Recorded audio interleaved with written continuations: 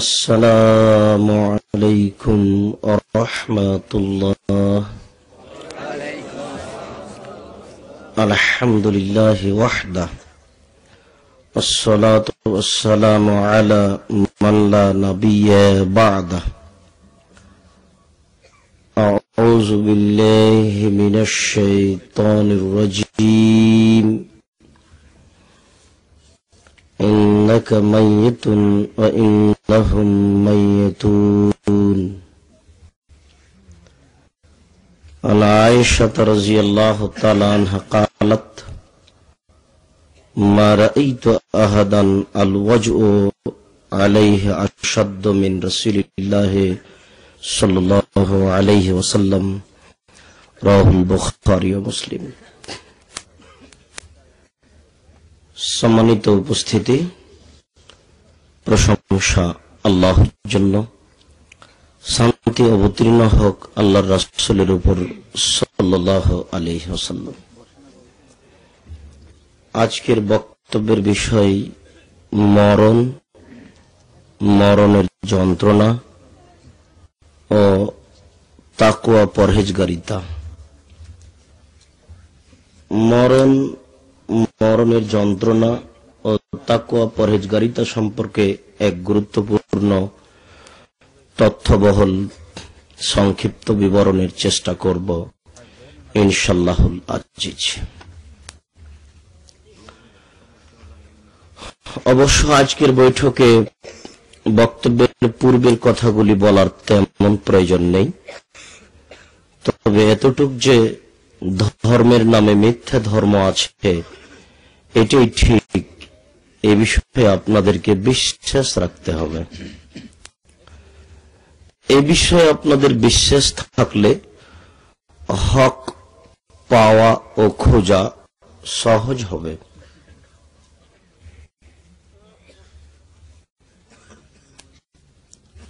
এই বিষয়ে আপনাদের উপরে আমাদের পক্ষ থেকে আন্তরিকভাবে অনুরোধ ও দাবি থাকছে যে শরীয়ত মানার ব্যাপারে আপনারা হক বাতিলের ব্যাপারে যথাযথ বিবেচনা করবেন বলে আপনাদের বিবেক বুদ্ধির উপরে আমাদের পক্ষ থেকে আন্তরিক দাবি থাকছে।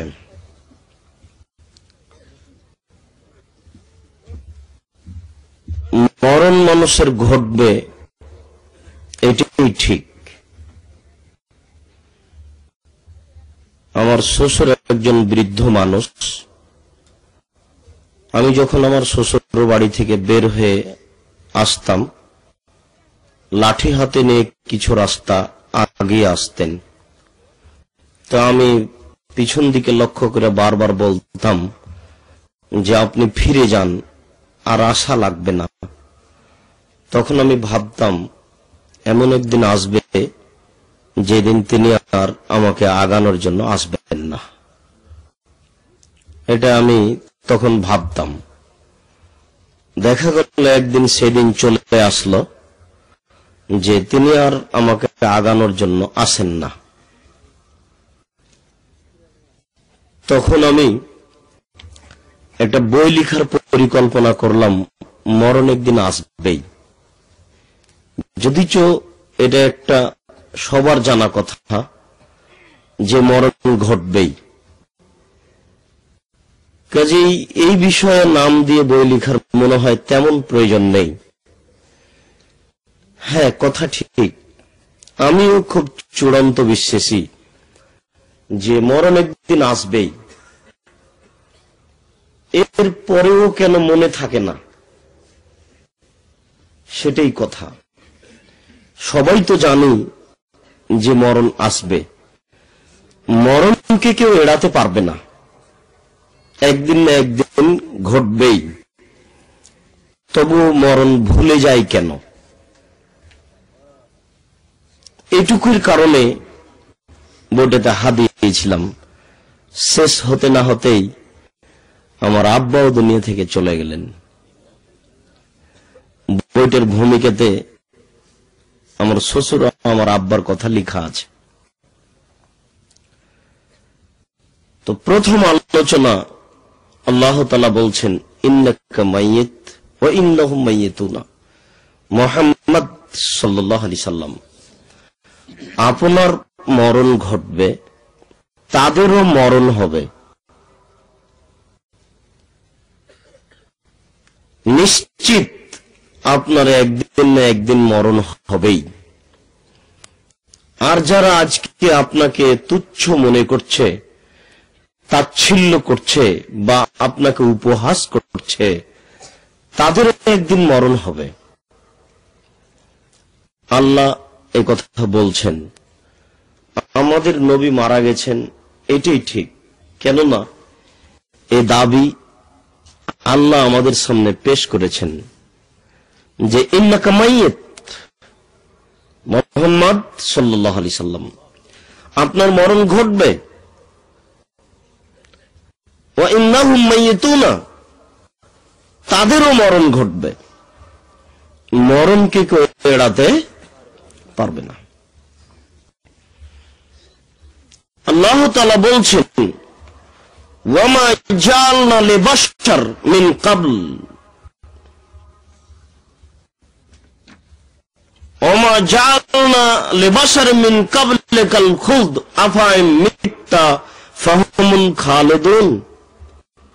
কোন মানুষের জন্য আমি এমন করিনি যে মানুষ চিরদিন থেকে যাবে।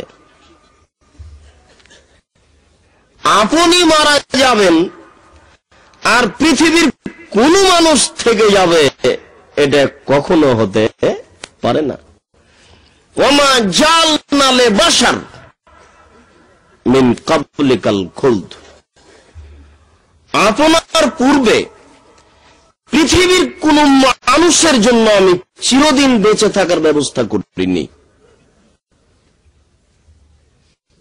ফেরাউনের বয়স 300 বছর হোক বা 1700 বছর হোক বা 400 বছর হোক, যাই হোক না কেন, ফেরাউন অনেকদিন বেঁচে ছিল, এ কথা ঠিক। কেউ কেউ লিখছে 1700 বছর। কথার নিশ্চিত না হোক, তবে দীর্ঘদিন বেঁচে ছিল ফেরাউন, এক কথা ঠিক। তারপরেও একদিন ফেরাউনের মরণ হয়েই গেছে।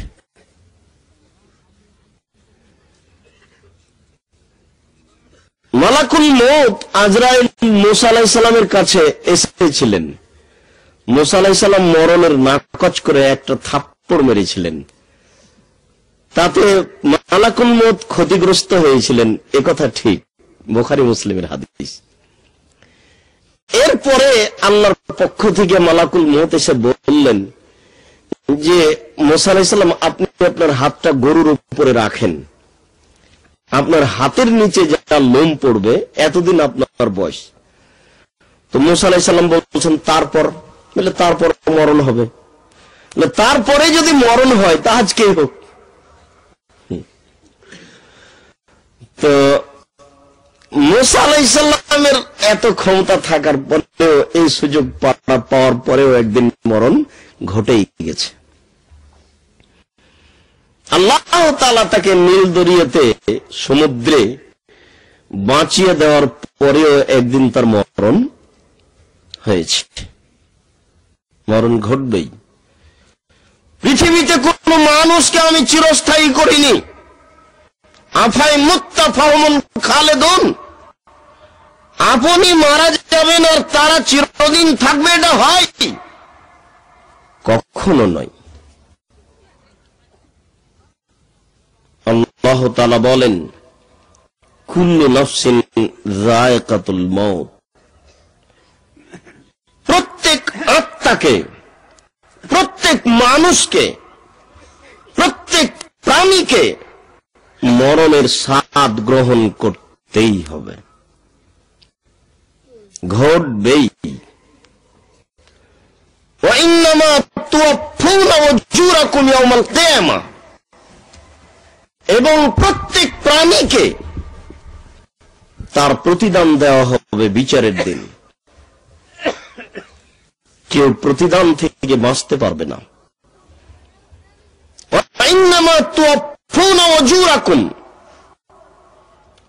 অবশ্যই অবশ্যই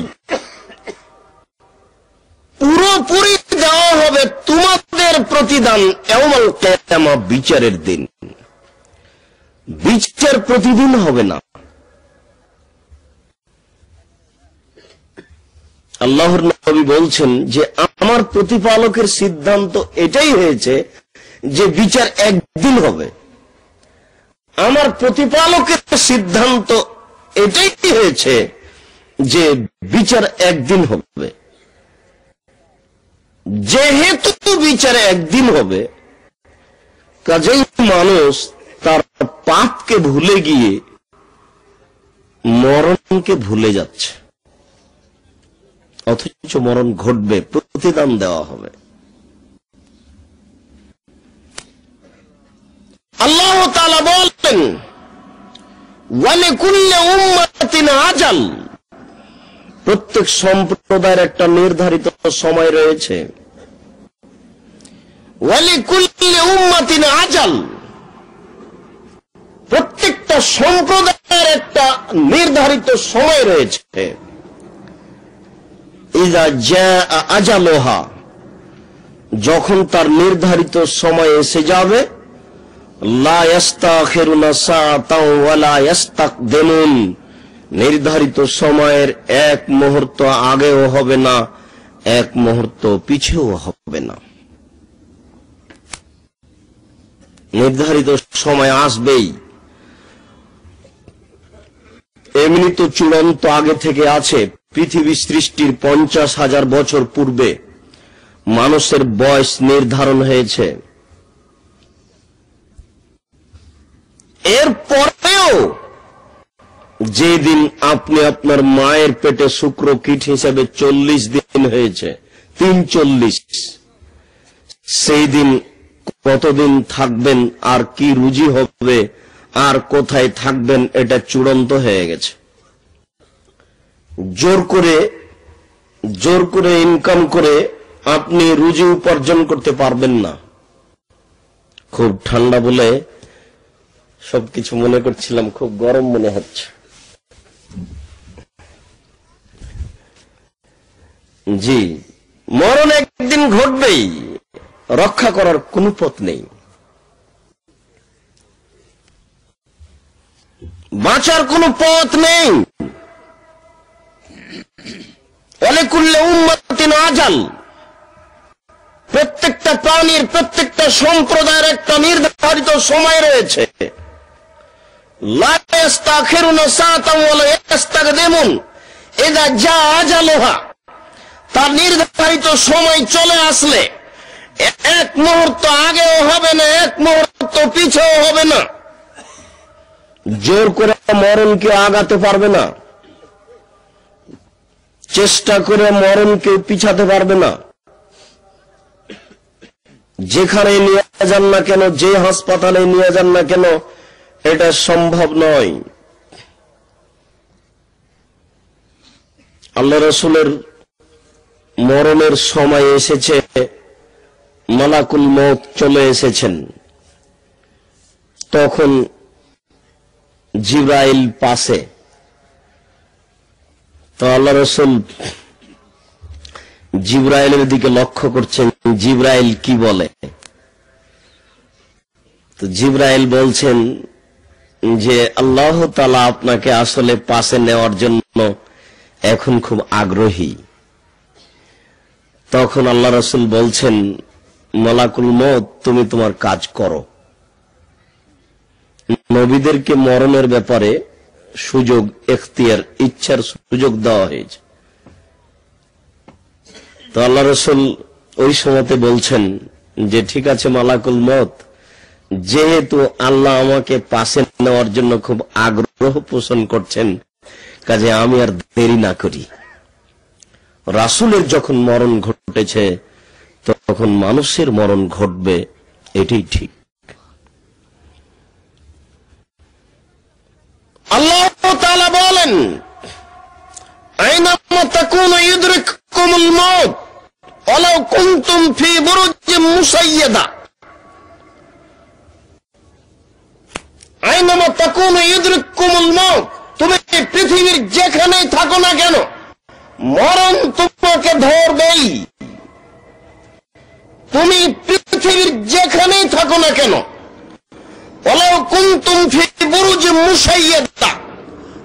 থেকে উঁচু, কঠিন থেকে কঠিন, জটিল থেকে জটিল, নিরাপদ থেকে নিরাপদের কোন স্থানে যদি আশ্রয় গ্রহণ করো, তবু মালাকুল মউত সেখানে যাবেই, তোমার মরণ ঘটবেই নিশ্চিত।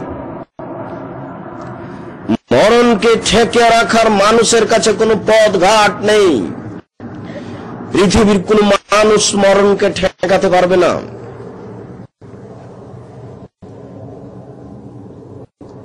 মহান আল্লাহ বলেন, কুল ইন কুনতুম তুহিব্বুনাল্লাহ কুল ইন্নাল মাউতাল্লাযী তাফিররুনা মিনহু ফাইন্নাহু মুলাকীকুম। হে মুহাম্মদ সাল্লাল্লাহু আলাইহি সাল্লাম, আপনি পৃথিবীর মানুষকে বলে দিন, তোমরা মরণ থেকে পালাতে চেষ্টা করো। তোমাদের প্রত্যেকের সাদ ইচ্ছে যে আমি আর একটু বাঁচছি। আল্লাহ রাসূল বলছেন, মানুষের বয়স বেশি হয়ে গেলে দুইটা জিনিস বাড়তে থাকে। মানুষের বয়স বেশি হলে তার বেঁচে থাকার আরো স্বাদ বাড়ে এবং অর্থ উপার্জনের আরো স্বাদ বাড়ে। যত বয়স বেশি হবে তত তার দুইটা জিনিস যুবক হবে, ফিরে আসবে তার ভিতরে। সেটা হচ্ছে তার মনে চাইবে আর কয়দিন বাঁচি, আর কয়েকদিন বাঁচার চেষ্টা করি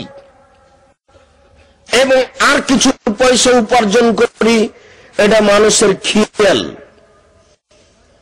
আল্লাহ তাআলা বলেন, হে নবী আপনি বলুন, মানুষ তোমরা মরণ থেকে পালাতে চাও, কিন্তু মরণ তোমাকে একদিন পাবেই। মরণ থেকে তুমি পালিয়ে আশ্রয় পাবে না।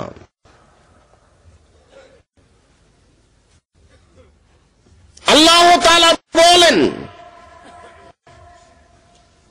কুল্লু শাইইন হালিকুন ইল্লা ওয়াজহাহু। পৃথিবীতে যা কিছু আছে সবের একদিন ধ্বংস আছে। সবকিছু একদিন মারা যাবে, নিশ্চিত মারা যাবে, অবধারিত যাবে। কেউ টিকে থাকতে পারে না, পৃথিবীর কোন বস্তুই টিকে থাকবে না আল্লাহ ছাড়া। আল্লাহ তাআলা বলেন, কুল্লু শাইইন ফান ওয়া ইয়াবকা ওয়াজহু রাব্বিকা যুল জালালি ওয়াল ইকরাম। পৃথিবীতে যা কিছু আছে সবাই চলে যাওয়ার, কোনো কিছু থাকার নয়। কেউ থাকতে পারে না।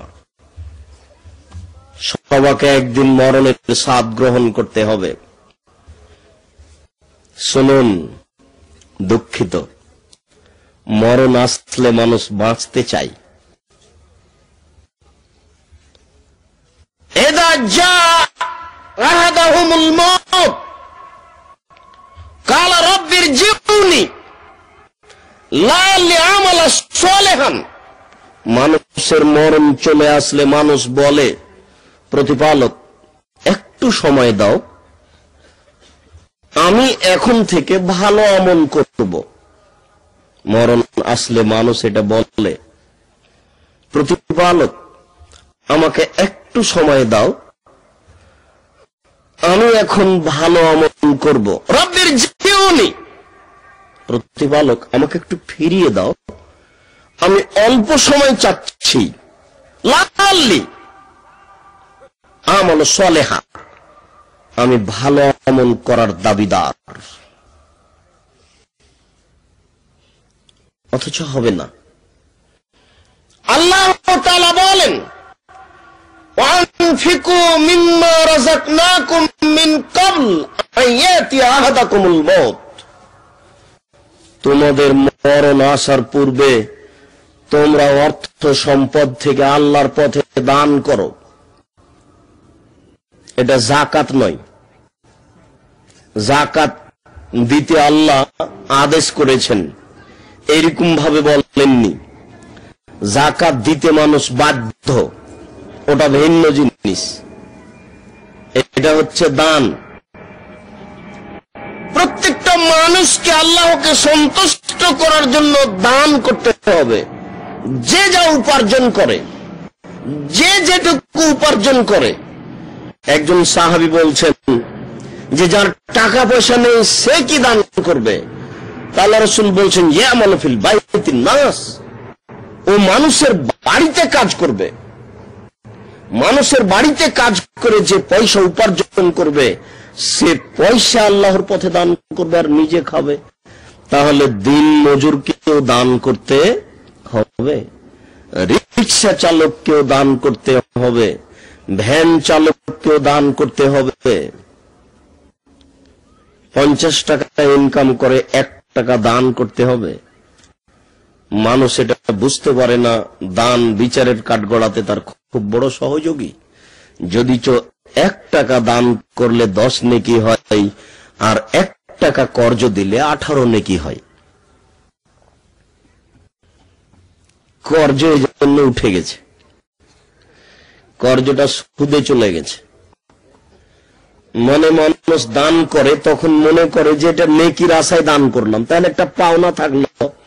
আর যখন মানুষ কর্জ দেয় তখন মনে করে যে কর্জ দেওয়া মানে বিপদে পড়া। আজ দিবে 10 টাকা, কাল দিবে 20 টাকা, টাকাটাই শেষ। এই জন্য মানুষ আর কর্জ দিতে চায় না। কিন্তু কর্জতে বেশি নেকি কেন?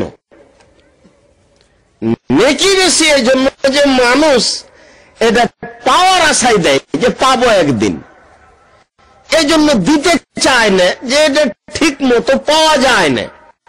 আর দান করেছ হিসেবে শেষ। আল্লাহ তাআলা বলেন আনফিকু মিম্মা রাযাকনাকুম মিন ক্বাবল আন ইয়াতি আহাদাকুমুল মাউত ফায়াকুল রাব্বি। তখন মানুষে বলবে প্রতিপালক আমাকে একটু সময় দাও, আমাকে একটু ফিরিয়ে দাও, একটু সুযোগ দাও। ফাসাদদাকা ওয়া কুম মিনাস সলিহিন, আমি দান করে ভালো মানুষ হতে চাই। তাহলে অনেকগুলি পথ আছে ভালো হওয়ার, তার একটা বড় পথ হচ্ছে দান করে ভালো হওয়া যায়। মরণের সময় মানুষ একটু সুযোগ চাই, মরণের সময় মানুষ একটু বাঁচতে চাই।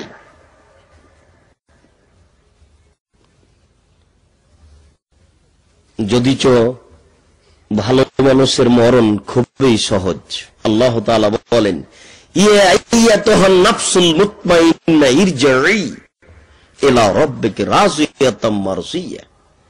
হে প্রশান্ত আত্মা, হে ভালো মানুষের আত্মা, তুমি খুব সহজে বের হয়ে আসো।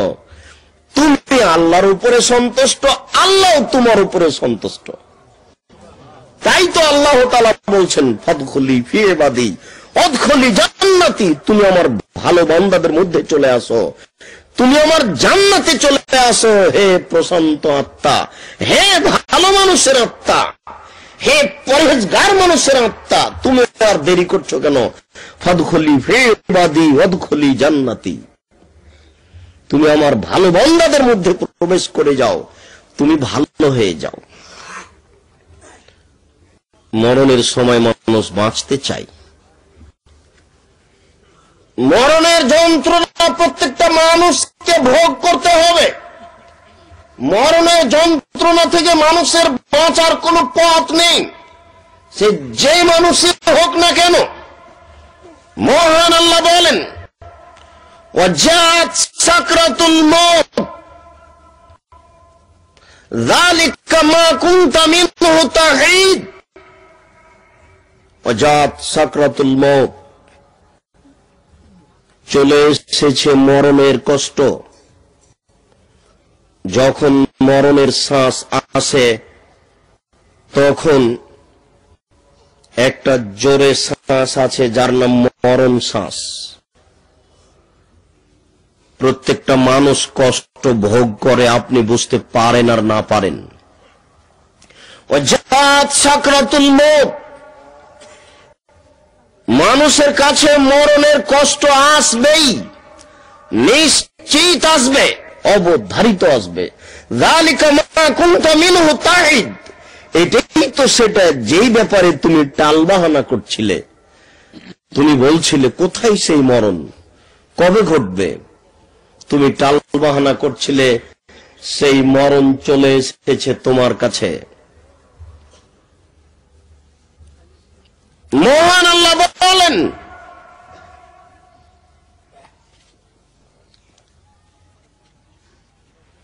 ইজি জলেমোনা ফি গামরাতিল মউত, আপনি দেখতে পাবেন অপরাধীকে মরণের বিপদে। ইজি জলেমোনা ফি গামরাতিল মউত, আপনি দেখতে পাবেন অপরাধীকে মরণের বিপদে। ওয়াল মালায়েকাতু বাসিতু আইদিহিম, ফেরেশতারা তাদের হাত বাড়াবে, তাহলে হাত দিয়ে ফেরেশতা তার আত্মাকে বের করবেন। হাত দিয়ে আত্মা বের করার সময় আল্লাহ বলছেন যে ফেরেশতা বলবে, আখরিজু আনফুসাকুম, এই তোমার নিজের আত্মা তুমি বের করে দাও।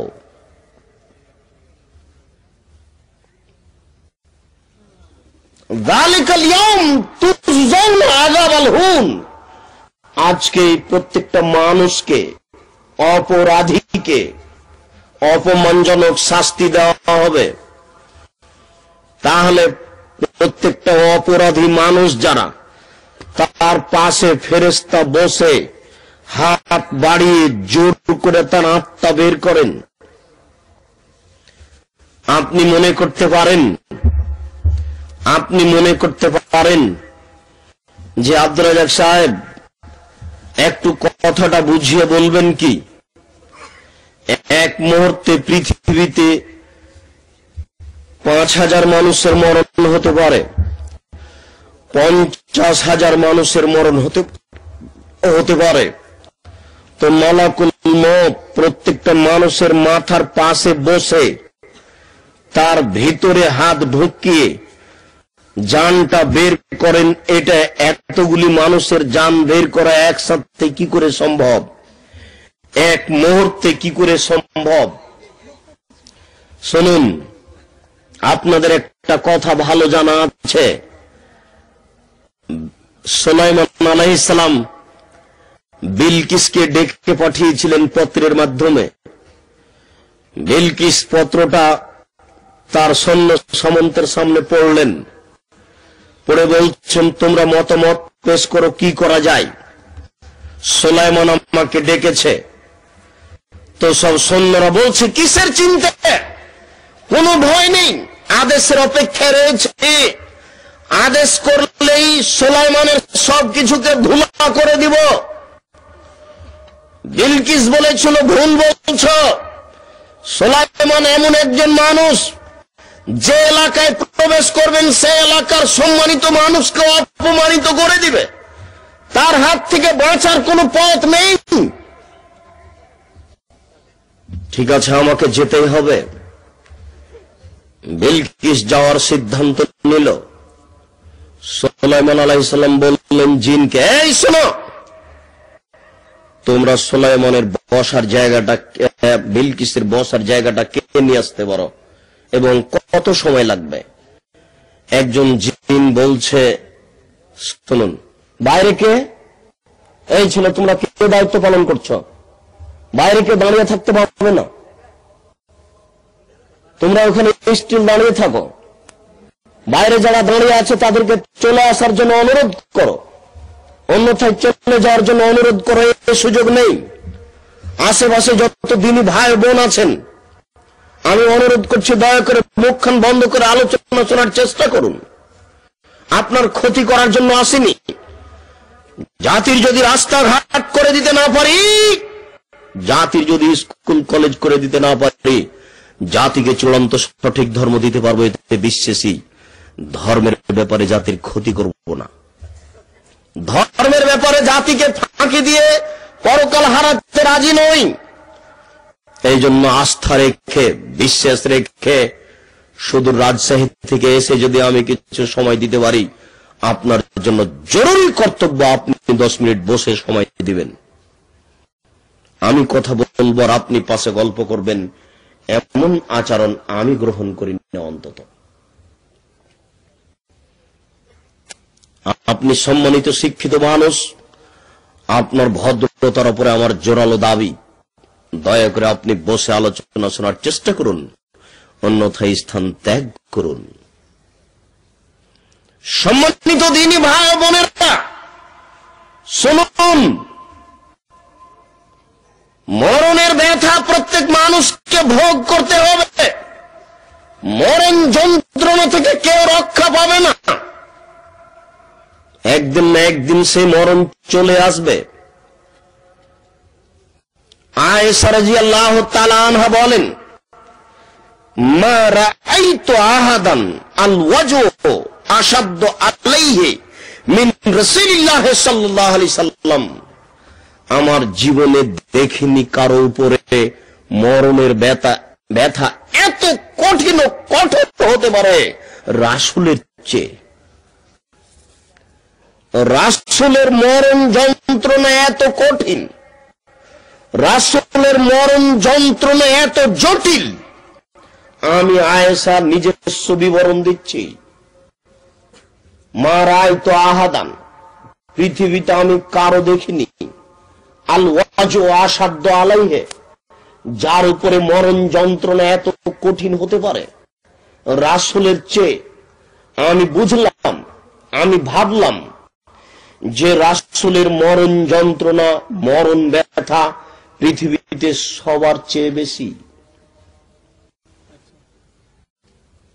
তার বিবরণ তিনি নিজে দিচ্ছেন। কালাত আয়েশা, তো আয়েশা রাদিয়াল্লাহু তাআলা আনহা বলেন, মাতা নবী সাল্লাল্লাহু আলাইহি সাল্লাম বাইনা হাকিনাতি ওয়া যাকিনাতি, রাসূল সাল্লাল্লাহু আলাইহি সাল্লাম ইন্তেকাল করেছেন আমার থুতনি ও আমার উরুর মাঝে, আমার কোলে, আমার বুকের সাথে শরীর লাগিয়ে আমার থুতনির নিচে, অর্থাৎ ওই সময়তে আল্লাহ রাসূল তার কোলে ছিলেন। তিনি বলছেন, মরণ যন্ত্রণার সময় আমি আল্লাহ রাসূলকে কোলে নিয়ে আছি। আব্দুর রহমান আউফ মেসাক নিয়ে ঘরে ঢুকলেন। তিনি তার মেসাকের দিকে লক্ষ্য করছিলেন। আমি বললাম, আপনি কি মেসাক চাচ্ছেন? আপনি কি দাঁত পরিষ্কার করতে চান? তিনি একটু মাথার ইশারা করে আমাকে বললেন, হ্যাঁ। আমি একটা মেসাক নিয়ে আগে দাঁতে চাবালাম। আমি দাঁতে চাবিয়ে রাসূলের হাতে দিলাম। তারপর আল্লাহ রাসূল তাতে মেসাক শুরু করলেন। তাই তিনি বলছেন, আমার একটা জিনিস খুব ভালো লাগে, যে মরণের সময়তে রাসূলের থুথু আর আমার থুথু একত্রিত হয়েছিল, যেটা আমার জীবনে খুব বড় আনন্দ, একটা খুশির বিষয়। মাতা নবী সাল্লাল্লাহু আলাইহি সাল্লাম বাইনা হাকিনাতি ওয়া যাকিনাতি, আল্লাহ রাসূল আমার থুতনিও আমার এই বুকের সাথে লাগিয়ে এই আমার উরু রানের উপরে থেকে তিনি দুনিয়া থেকে বিদায় নিয়েছেন। সম্মানিত উপস্থিতি, তিনি বলছেন, ফালা আকরাহ শিদ্দাতাল মাউতে লিআহাদিন বাদান নবী সাল্লাল্লাহু আলাইহি সাল্লাম। সেই দিনের পরে আমি আর কারো মরণ যন্ত্রণাকে খারাপ মনে করি না। আমার একটা আগে ধারণা ছিল, যেটা আমরা মনে করি, যে মরণের সময়তে কেউ কষ্ট পেলে, ব্যথা পেলে আমরা বলি যে লোকটা মনে হয় খারাপ, সেই জন্য এত তার মরণ যন্ত্রণা বেশি। লোকটা মনে হয় খারাপ, সেই জন্য তার মরণ যন্ত্রণা এত বেশি। আয়েশা রাদিয়াল্লাহু তাআলা আনহা বলেন, মা রাআইতু মা আকরাহু লিআহাদিন সিদ্দাতাল মাউতে বাদান নবী সাল্লাল্লাহু আলাইহি সাল্লাম। রাসূলের মরণ যন্ত্রণা দেখার পরে আমি আর কারো মরণ যন্ত্রণাকে খারাপ মনে করি না। কি বুঝালাম? মরণ একদিন ঘটবেই, চলে আসবে।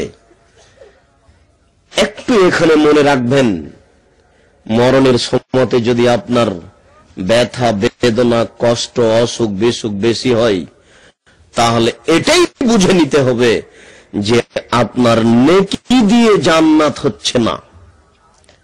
আল্লাহ আপনাকে জান্নাত দিতে চাচ্ছেন, কিন্তু নেকি দিয়ে হচ্ছে না। এই জন্য অসুখ বিসুখ মরণ ব্যথা বেশি করে দিয়ে এতে নেকি দিয়ে আল্লাহ আপনাকে জান্নাত দিতে চাচ্ছেন। অনিয়মে আল্লাহ কাউকে জাহান্নামেও দিবেন না, অনিয়মে আল্লাহ কাউকে জান্নাতেও দিবেন না। প্রত্যেকটা মানুষকে তিনি নিয়মের মধ্যে নিয়ে এসে জান্নাতে দিবেন। তার ইচ্ছা একজনকে জান্নাতে দিবেন, ইচ্ছাটাকে নিয়মের মধ্যে নিয়ে আসবেন। আল্লাহ রাসূল এই কথাই বলছেন, কারো যদি জান্নাতে নেকির ঘাটতি হয়ে যাওয়ার জন্য, তাহলে আল্লাহ তাআলা মরণের সময় মরণ যন্ত্রণা দিয়ে সেটুকু ঘাটতি করে সে ঘাটতি পূরণ করে আল্লাহ তার মরণ দিবেন, যার বিনিময়ে জান্নাতে যাবে। তাহলে মরণ যন্ত্রণা খারাপ নয়। মরণ আপনার পাশে চলে আসবে, এটাই ঠিক। যন্ত্রণা আপনার আসবে, এটাই ঠিক। শুনুন, আয়েশা রাদিয়াল্লাহু তাআলা আনহা বলেন, ইন্না রাসূলুল্লাহ সাল্লাল্লাহু আলাইহি ওয়াসাল্লাম বাইনা ইয়াদাইহি রাকওয়া। রাসূলের মরণের সময় রাসূলের সামনে একটা পানির পাত্র ছিল, বদনা। রাসূলের মরণের সময় রাসূলের সামনে একটা পানির পাত্র ছিল। অবশ্য তার আগের বর্ণনা আয়েশা রাদিয়াল্লাহু তাআলা আনহা বলছেন যে বিপদের সময়, মরণের সময় আল্লাহ রাসূল সূরা নাস এবং সূরা ফালাক পড়ে নিজের গায়ে ফোঁক দিচ্ছিলেন, তার হাতটা নিজের গায়ে বোলাচ্ছিলেন।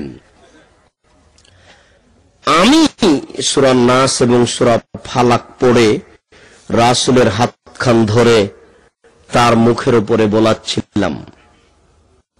তিনি বলেন, কানা বাইনা ইয়াদাই নবী সাল্লাল্লাহু আলাইহি সাল্লাম রাকওয়া উরবা। ওই মরণের সময়তে একেবারে শেষ মুহূর্তে রাসূলের সামনে একটা পাত্র ছিল, বদনা ছিল, বাটি ছিল। ফিহাল মাও, সেই বাটিতে ছিল পানি। ইদখুল ইয়াদাহু ফিহি, তিনি বারবার ওই মরণের ব্যথার অবস্থায় হাতটা ওই পানিতে ঢোকাচ্ছিলেন। প্রচন্ড জ্বর, শরীরে খুব ব্যথা, শরীরে খুব তাপ।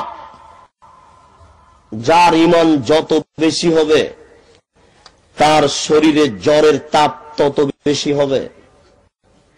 যেমন ভাবে ভাটি, কামারের ভাটি, ওই কর্মকারের আপনার ওই আগুনের ভাটিটা লোহার মরিচাকে যেভাবে দূর করে,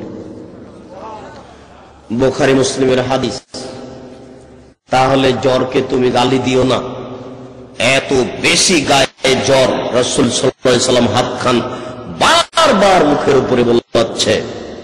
তিনি পানি দিয়ে নিজের শরীরকে ঠান্ডা করার চেষ্টা করছেন। এরপরে তিনি বলছেন, লা ইলাহা ইল্লাল্লাহ। শেষ বাক্য লা ইলাহা ইল্লাল্লাহ হওয়ার চেষ্টা করতে হবে। শুনুন, পৃথিবীর সবচেয়ে সম্মানিত মানুষ দুনিয়া থেকে বিদায় নিচ্ছেন এবং কি বলছে দেখেন, বাস্তব পরিস্থিতি নকল করছে আপনার সামনে। আর দুই একজন যেই থাক, তবে স্বামী স্ত্রী পাশাপাশি। আয়েশা রাদিয়াল্লাহু তাআলা আনহা এখানে উপস্থিত, তিনি তার নিজস্ব বিবরণ পেশ করছেন। মরণের সময় আল্লাহ রাসূল পাত্রে হাত দিয়ে হাত ভিজিয়ে বারবার তিনি মুখের উপরে দিচ্ছিলেন। এখনো তিনি মুখে বলছিলেন লা ইলাহা ইল্লাল্লাহ। এই বাক্যটা বলার পরে তিনি বলছেন, ওয়াইন্না লিল মাউতি সাকরাতুল মাউত। অবশ্যই মানুষের জন্য রয়েছে মরণের ব্যথা, অবশ্যই মানুষের জন্য রয়েছে মরণ যন্ত্রণা। প্রত্যেকটা মানুষকে মরণের যন্ত্রণা ভোগ করতেই হবে, এই কথা তিনি বলছেন। সুম্মা নাসাবা, এদাহ, তারপর তিনি হাতখান একটু এইভাবে উঁচু করলেন। এইভাবে উঁচু করার পরে সুম্মা মালাত এদাহ অকবেজা, আত্মাটা যখন বের করে নেওয়া হলো তখন হাতখান ধীরে পড়ে গেল। ধীরে হাতখান পড়ে যাওয়ার সময় তিনি বলছিলেন, আল্লাহুম্মা গফিরলি ওয়ারহামনি ওয়ালহিকনি বির-রাফিকিল আলা। আল্লাহ, তুমি আমাকে মাফ করো, তুমি আমার প্রতি দয়া করো, তুমি আমাকে সম্মানিতের অন্তর্ভুক্ত করো। এই বাক্য তিনটে মুখ দিয়ে বের হতে হতেই আত্মা বের হয়ে গেল। খুব প্রচন্ড মরণ ব্যথা অবস্থায়,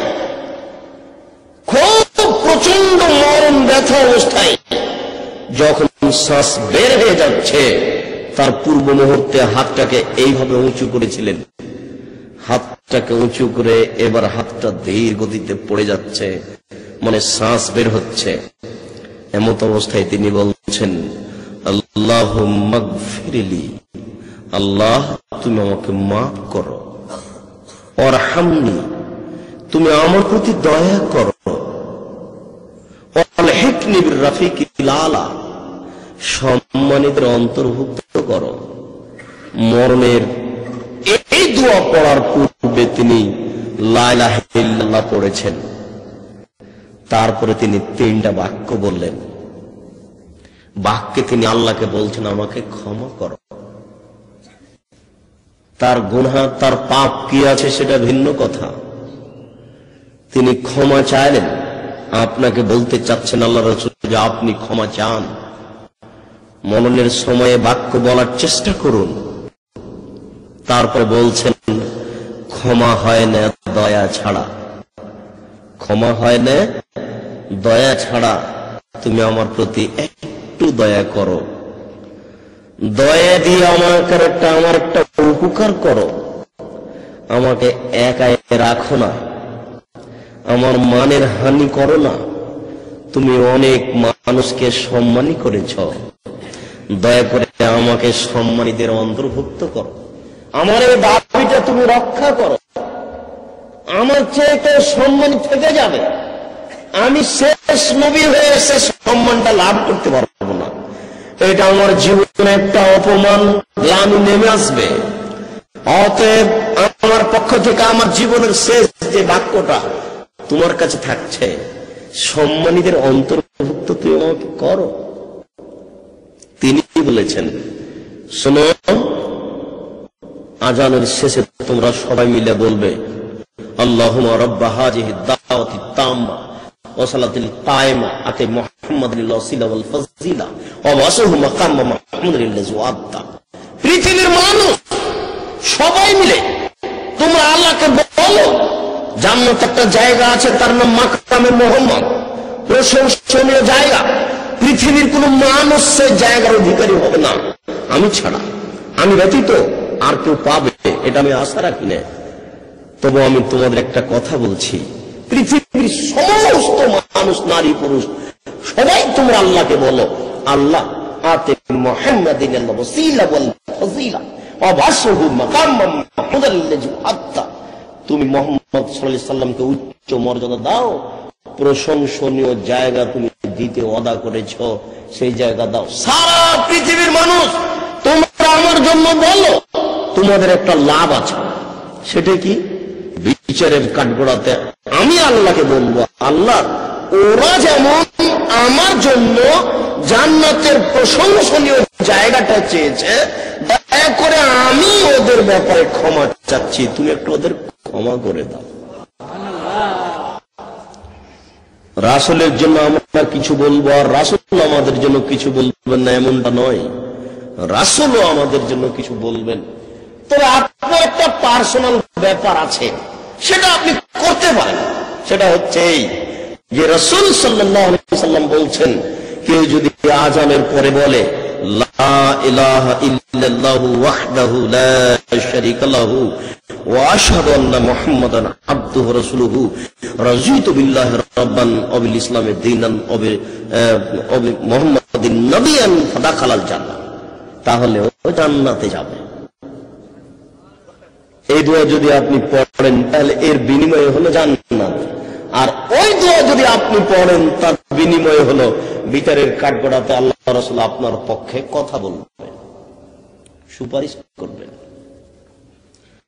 মরণ একদিন চলে আসবে, মরণ থেকে কেউ রক্ষা পাবে না। মুমূর্ষু অবস্থায় পাশে যারা আছেন তাদের উচিত লাক্কিনু মাউতাকুম লা ইলাহা ইল্লাল্লাহ, তোমরা তোমাদের মুমূর্ষু ব্যক্তিকে লা ইলাহা ইল্লাল্লাহ স্মরণ করো। মরার সময় কেউ যদি লা ইলাহা ইল্লাল্লাহ পড়ে তাহলে আল্লাহ তাকে জান্নাতে দিবেন। লা ইলাহা ইল্লাল্লাহ পড়াটাই মানুষের কাম্য হবে। মরণের সময় মানুষকে কোরআন মাজিদ পড়তে হবে আগে বা পরে। কোরআন মাজিদ পড়লে ওই ব্যক্তির কোন লাভ হবে এই কথা আল্লাহ রাসূল বলেননি।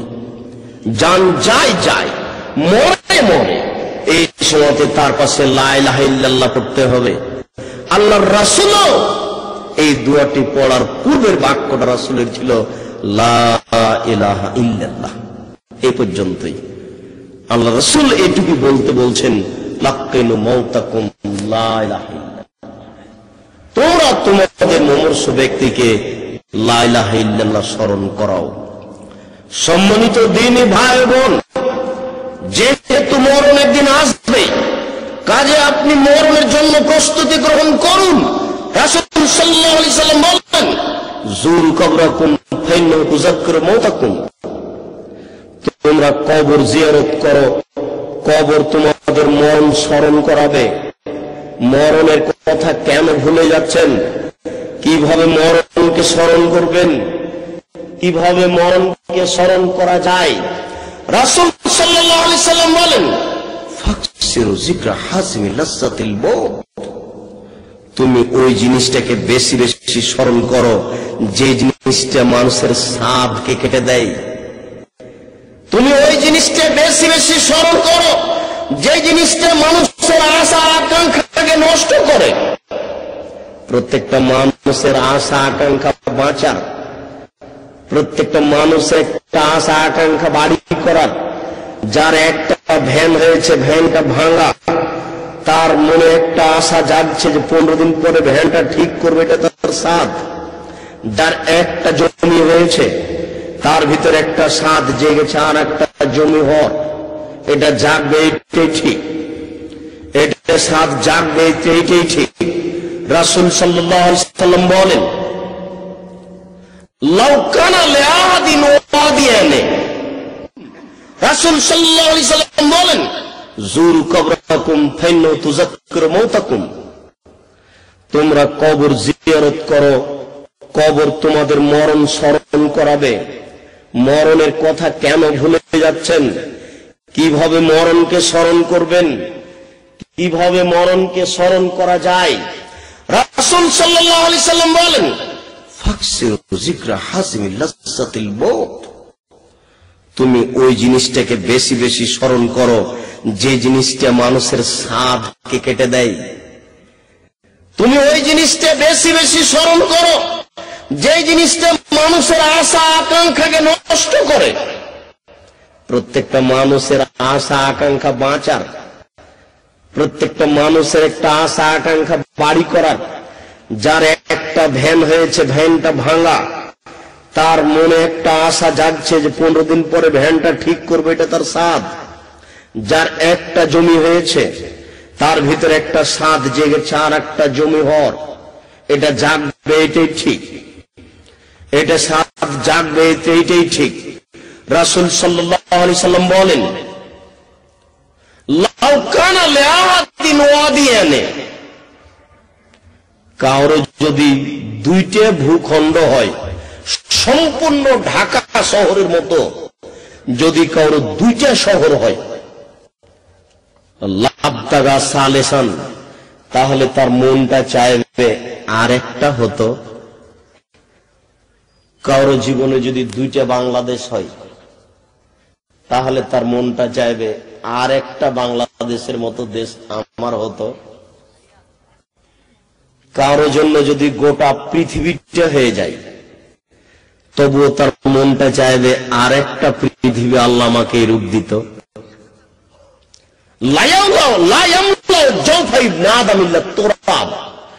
আদম সন্তানের পেট পূর্ণ হবে না কবর ছাড়া।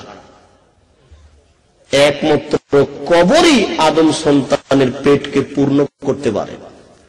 পৃথিবীর আর কোন জিনিস দিয়ে আদম সন্তানের পেট পূর্ণ হবে না।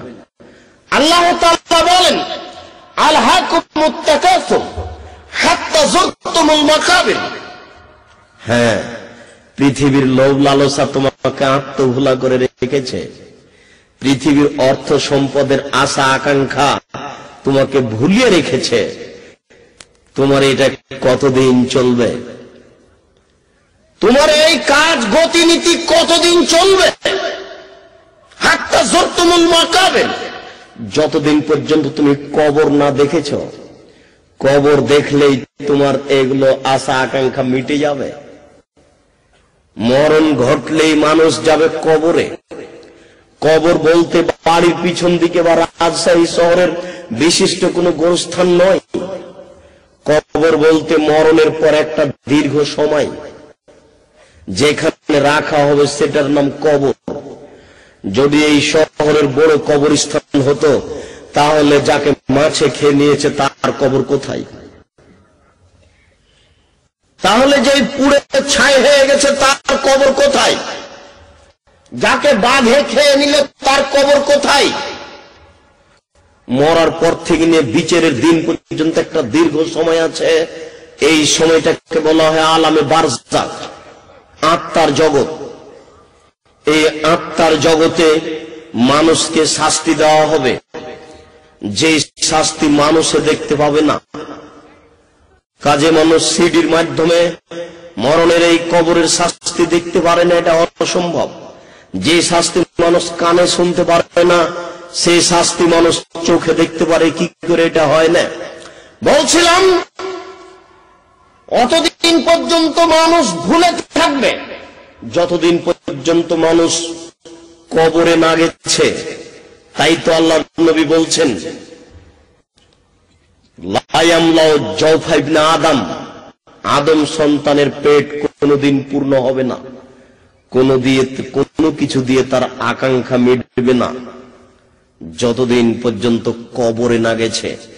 একমাত্র কবরই তার আশা আকাঙ্ক্ষাকে মিটাতে পারে, অন্য কিছু পারে না।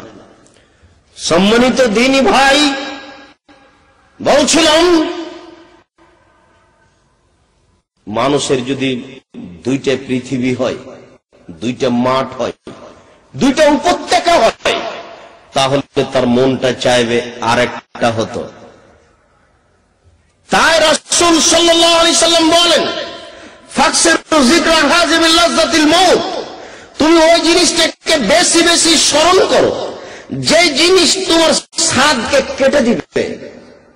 বলেন তো, মানুষের স্বাদ কেটে দেয় কি? মরণ। বুঝতে পারছেন না হতো?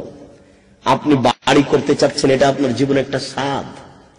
এই জমিটা কিনতে চাচ্ছেন, এটা আপনার একটা আশা আকাঙ্ক্ষা অভিলাষ। আপনি ভ্যানটা ঠিক করতে চাচ্ছেন, এটা আপনার অভিলাষ, এটা আশা আকাঙ্ক্ষা। মরণ তো এটা, বলেন তো, এটা নষ্ট করে দিবে কি? ওটা মরণ। মরণ আপনার এই আশা আকাঙ্ক্ষাকে নষ্ট করে দিবে। তাই রাসূল সাল্লাল্লাহু আলাইহি সাল্লাম বলছেন, যুরু কবরাকুম ফাইন্নাহু তুযাক্কিরু মাউতাকুম, তোমরা কবরকে স্মরণ করো, তোমরা কবরকে জিয়ারত করো, তাহলে তোমাদের মরণ স্মরণ হবে। মরণ কিভাবে স্মরণ করবেন? মরণ কি আমাদের এই জিকির, মরণ মরণ মরণ এভাবে জিকির করবেন? আপনার মরণ ঘটবে এটা বিশ্বাস করুন, তাহলে আপনার একটা ভিতরে ভীতি আসবে। আবু হুরায়রা রাদিয়াল্লাহু তাআলা আনহু বলেন, যখন মানুষের লাশকে তার কবরের পাশে নিয়ে যাওয়া হয়, ইতবাউ সালাসা, তখন তার সাথে তিনটে জিনিস যায়, আমালুহু ওয়া আহলুহু ওয়া মালুহু। তার আমল যায়, তার পরিবার যায়, তার অর্থ সম্পদ যায়। ইয়াবকা ওয়াহিদুন, ওয়ারজয় স্নানে দুইটা ফিরে আসে, একটা সাথে থেকে যায়। ওয়াবকা আমালুহু, তার কর্ম তার সাথে থেকে যায়। ওয়ারজু আহলুহু আমালুহু, তার সম্পদ এবং তার পরিবার ফিরে আসে। মানুষের লাশ যখন কবরে যায়, রাসূল সাল্লাল্লাহু আলাইহি সাল্লাম বলছেন, লাশ যদি পাপী হয় তাহলে বারবার বলতে থাকে, তোমরা আমাকে কোথায় নিয়ে যাচ্ছ, তোমরা আমাকে কোথায় নিয়ে যাচ্ছ, তোমরা আমাকে বিপদের দিকে নিয়ে যাচ্ছ কেন, এইভাবে চিৎকার করতে থাকে। রাসূল সাল্লাল্লাহু আলাইহি সাল্লাম বলছেন, লাশ যদি পাপী হয় তাহলে তোমরা তাকে উপরে রেখেছো কেন, কাঁধে রেখেছো কেন, তাড়াতাড়ি তাকে মাটিতে ডুবাও। কেননা ও যদি পাপী হয় তাহলে তার একটা প্রতিক্রিয়া আছে, ওই প্রতিক্রিয়া গিয়ে পৌঁছিবে আলাল নাসে ওয়াদ-দাব্বা ওয়াল আরদ ওয়াশ-শাজার। এই পাপীর প্রতিক্রিয়া পশু প্রাণীর উপরে লাগবে, বাড়ির উপরে লাগবে, দেশের উপরে লাগবে, গাছপালার উপরে লাগবে। এই বাড়িটাতে পাপ হচ্ছে, এই বাড়িতে 20 তলা বিল্ডিং, 300টা রুম আছে, 300টা রুমে 200টা রুমে পাপ হচ্ছে। এই পাপটা সম্পূর্ণ শহরের উপরে পড়ছে, এই পাপের প্রতিক্রিয়া সম্পূর্ণ শহরের উপরে পড়ছে। আল্লাহ রাসূল বলছেন যে তাড়াতাড়ি তোমরা কাঁধ থেকে ফেলে দাও। করেছো কি তোমরা? এই পাপী লাশকে কেন উপরে রেখেছো? ওকে মাটির নিচে রাখো, ওর প্রতিক্রিয়া সবার উপরে যাচ্ছে। হাদিস তো বুখারী মুসলিমের। আপনি বা কি বুঝলেন আর আমি কি বুঝলাম? বাস্তব দেখতে পায় না, এই জন্য বুঝতে পারছি না যে পাপের প্রতিক্রিয়া দেশের উপরে এসে লাগছে কিনা, দেশের উপরে এসে পড়ছে কিনা। শুধু অশান্তি আর অশান্তি, মারামারি আর মারামারি, অন্যায় আর অবিচার কেন? এগুলো হচ্ছে পাপের প্রতিক্রিয়া। মানুষ পাপকে পাপ মনে করছেন না, অন্যায়কে অন্যায় মনে করছে না। রাসূল সাল্লাল্লাহু আলাইহি সাল্লাম বলেন, লাশের সাথে তার কর্ম থেকে যায়। দুঃখিত, জীবনের সব কর্ম থেকে যাবে। কর্ম আপনাকে একটু পরে বুঝাতে হবে, যা কর্ম করেছেন সব বুঝাতে হবে। কর্ম সাথে থেকে যাবে। পরিবার এবং সম্পদ ফিরে আসে। পরিবার বলতে আপনার ছেলে গেছিল, ওটা আপনার পরিবার।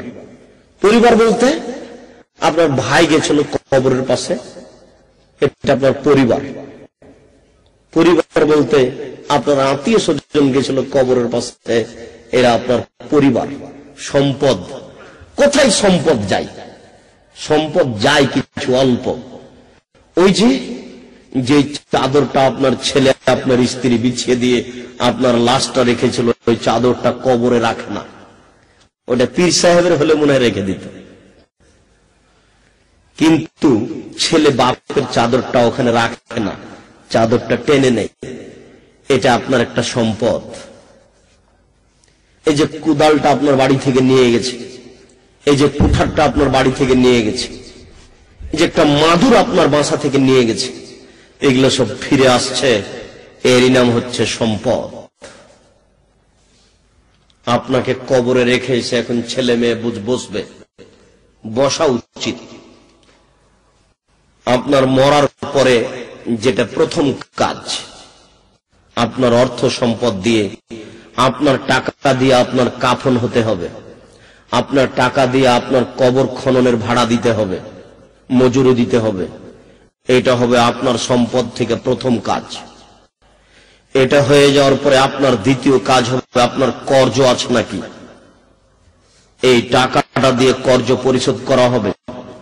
অযথা ব্যাংক থেকে লোন নিয়ে বাড়ি করতে যায়েন না। যদি লোন থাকে তাহলে এই লোকের জানাজা করা হবে না। আল্লাহ রাসূল দাঁড়িয়ে বলতেন, এই শোনো, এর কর্জ আছে নাকি? একজন সাহাবী বলছেন, জি এর কর্জ আছে।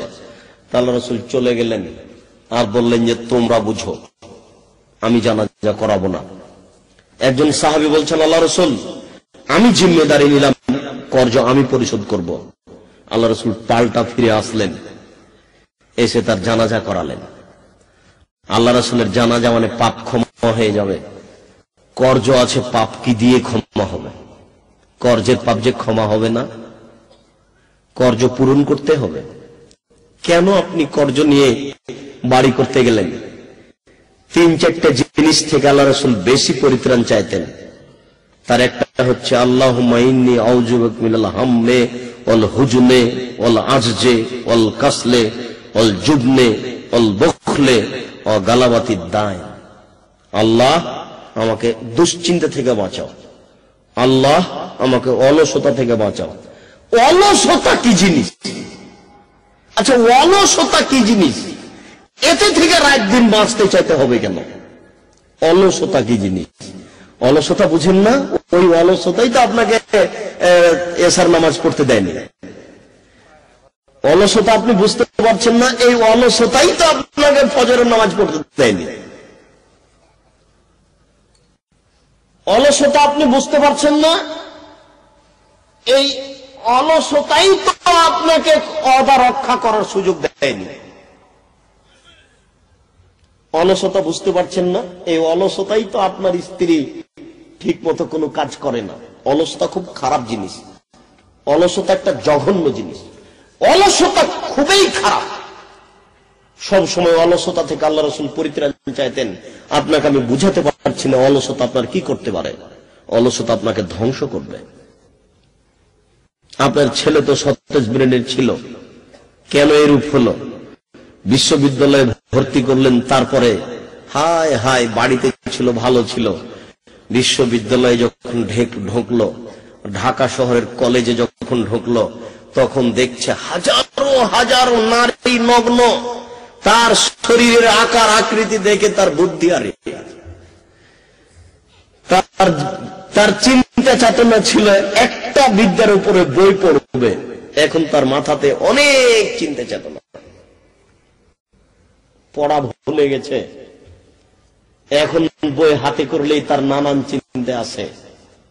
মোবাইলের চিন্তা তো আছেই।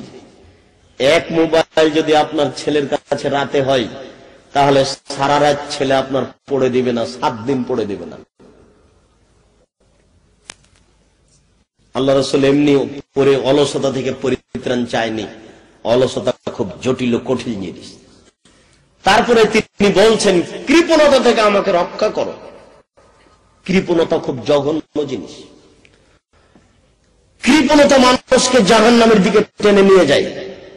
আউযু বিকা মিনাল বুখল। এত ধনী মানুষ, আপনার টাকার অভাব ঘটছে না, টাকা যত বেশি হচ্ছে তত জমি কিনছেন, কিনেন, আমরা নিষেধ করিনি, কিন্তু আপনার ভিতরে কৃপণতা বিরাজ করে। দিন মজুরকে যদি দান করতে হয়, তাহলে আপনি কয় টাকা দান করেন? 50,000 টাকা মাসে ইনকাম করছেন, করেন, ভালো কথা। জমি কিনেছিলেন 5 বছর আগে, এটা এখন বিক্রি করলেন, 5 বছর পরে জমিতে লাভ আসলো, কাঠায় 1 লক্ষ করে, 5 লক্ষ করে। এর বিনিময়ে কি দিবেন? কৃপণতা খুব ধ্বংসাত্মক জিনিস। কৃপণতা মানুষকে জাহান্নামে টেনে নিয়ে যায়। এই জন্য আল্লাহ রাসূল কৃপণতা থেকে পরিত্রাণ চাইতেন। আমি যেটা বলতে চাচ্ছি, আল্লাহ রাসূল বলছেন, আল্লাহ তুমি আমাকে কর্জ থেকে বাঁচাও। আল্লাহ তুমি আমাকে কর্জ থেকে রক্ষা করো। কর্জ কি জিনিস? আল্লাহ রাসূল কর্জ থেকে বাঁচতে চাইতেন। শুনুন সম্মানিত উপস্থিতি, লাশটা যদি ভালো হয়, তাহলে লাশে বলো, তোমরা আমাকে উপরে রেখেছো কেন? তাড়াতাড়ি মাটিতে নিয়ে যাও। মাটির ভিতরে রাখলেই তো তার জন্য জান্নাত চালু হয়ে যাবে। মরার সাথে সাথে তাকে মাটি দিতে হবে। ছেলে লন্ডনে আছে, ছেলে আসবে, তারপর বাপের মাটি হবে। ছেলে ছবি বন্ধ করে, টিভি বন্ধ করে আসছে বিমানে, লন্ডন থেকে এসে ওই ছেলে কি করতে পারে এই বাপের? ওই ছেলের পিছনে তো শুধু ভুল টাকা ব্যয় করেছেন।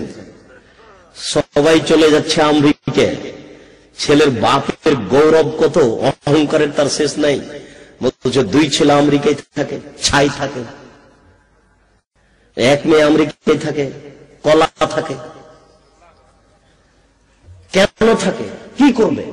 কি করতে পারে? যে কি করতে পারে? এটা খ্রিস্টান দেশ, ওখানে কি কল্যাণ থাকতে পারে? কে বলেছে ওখানে বিদ্যা আছে? ভুল সিদ্ধান্ত। এটা খারাপ জায়গা, অন্তত এদেশের চেয়ে খারাপ, অনেক খারাপ। যে দেশে বিবাহ লাগে না,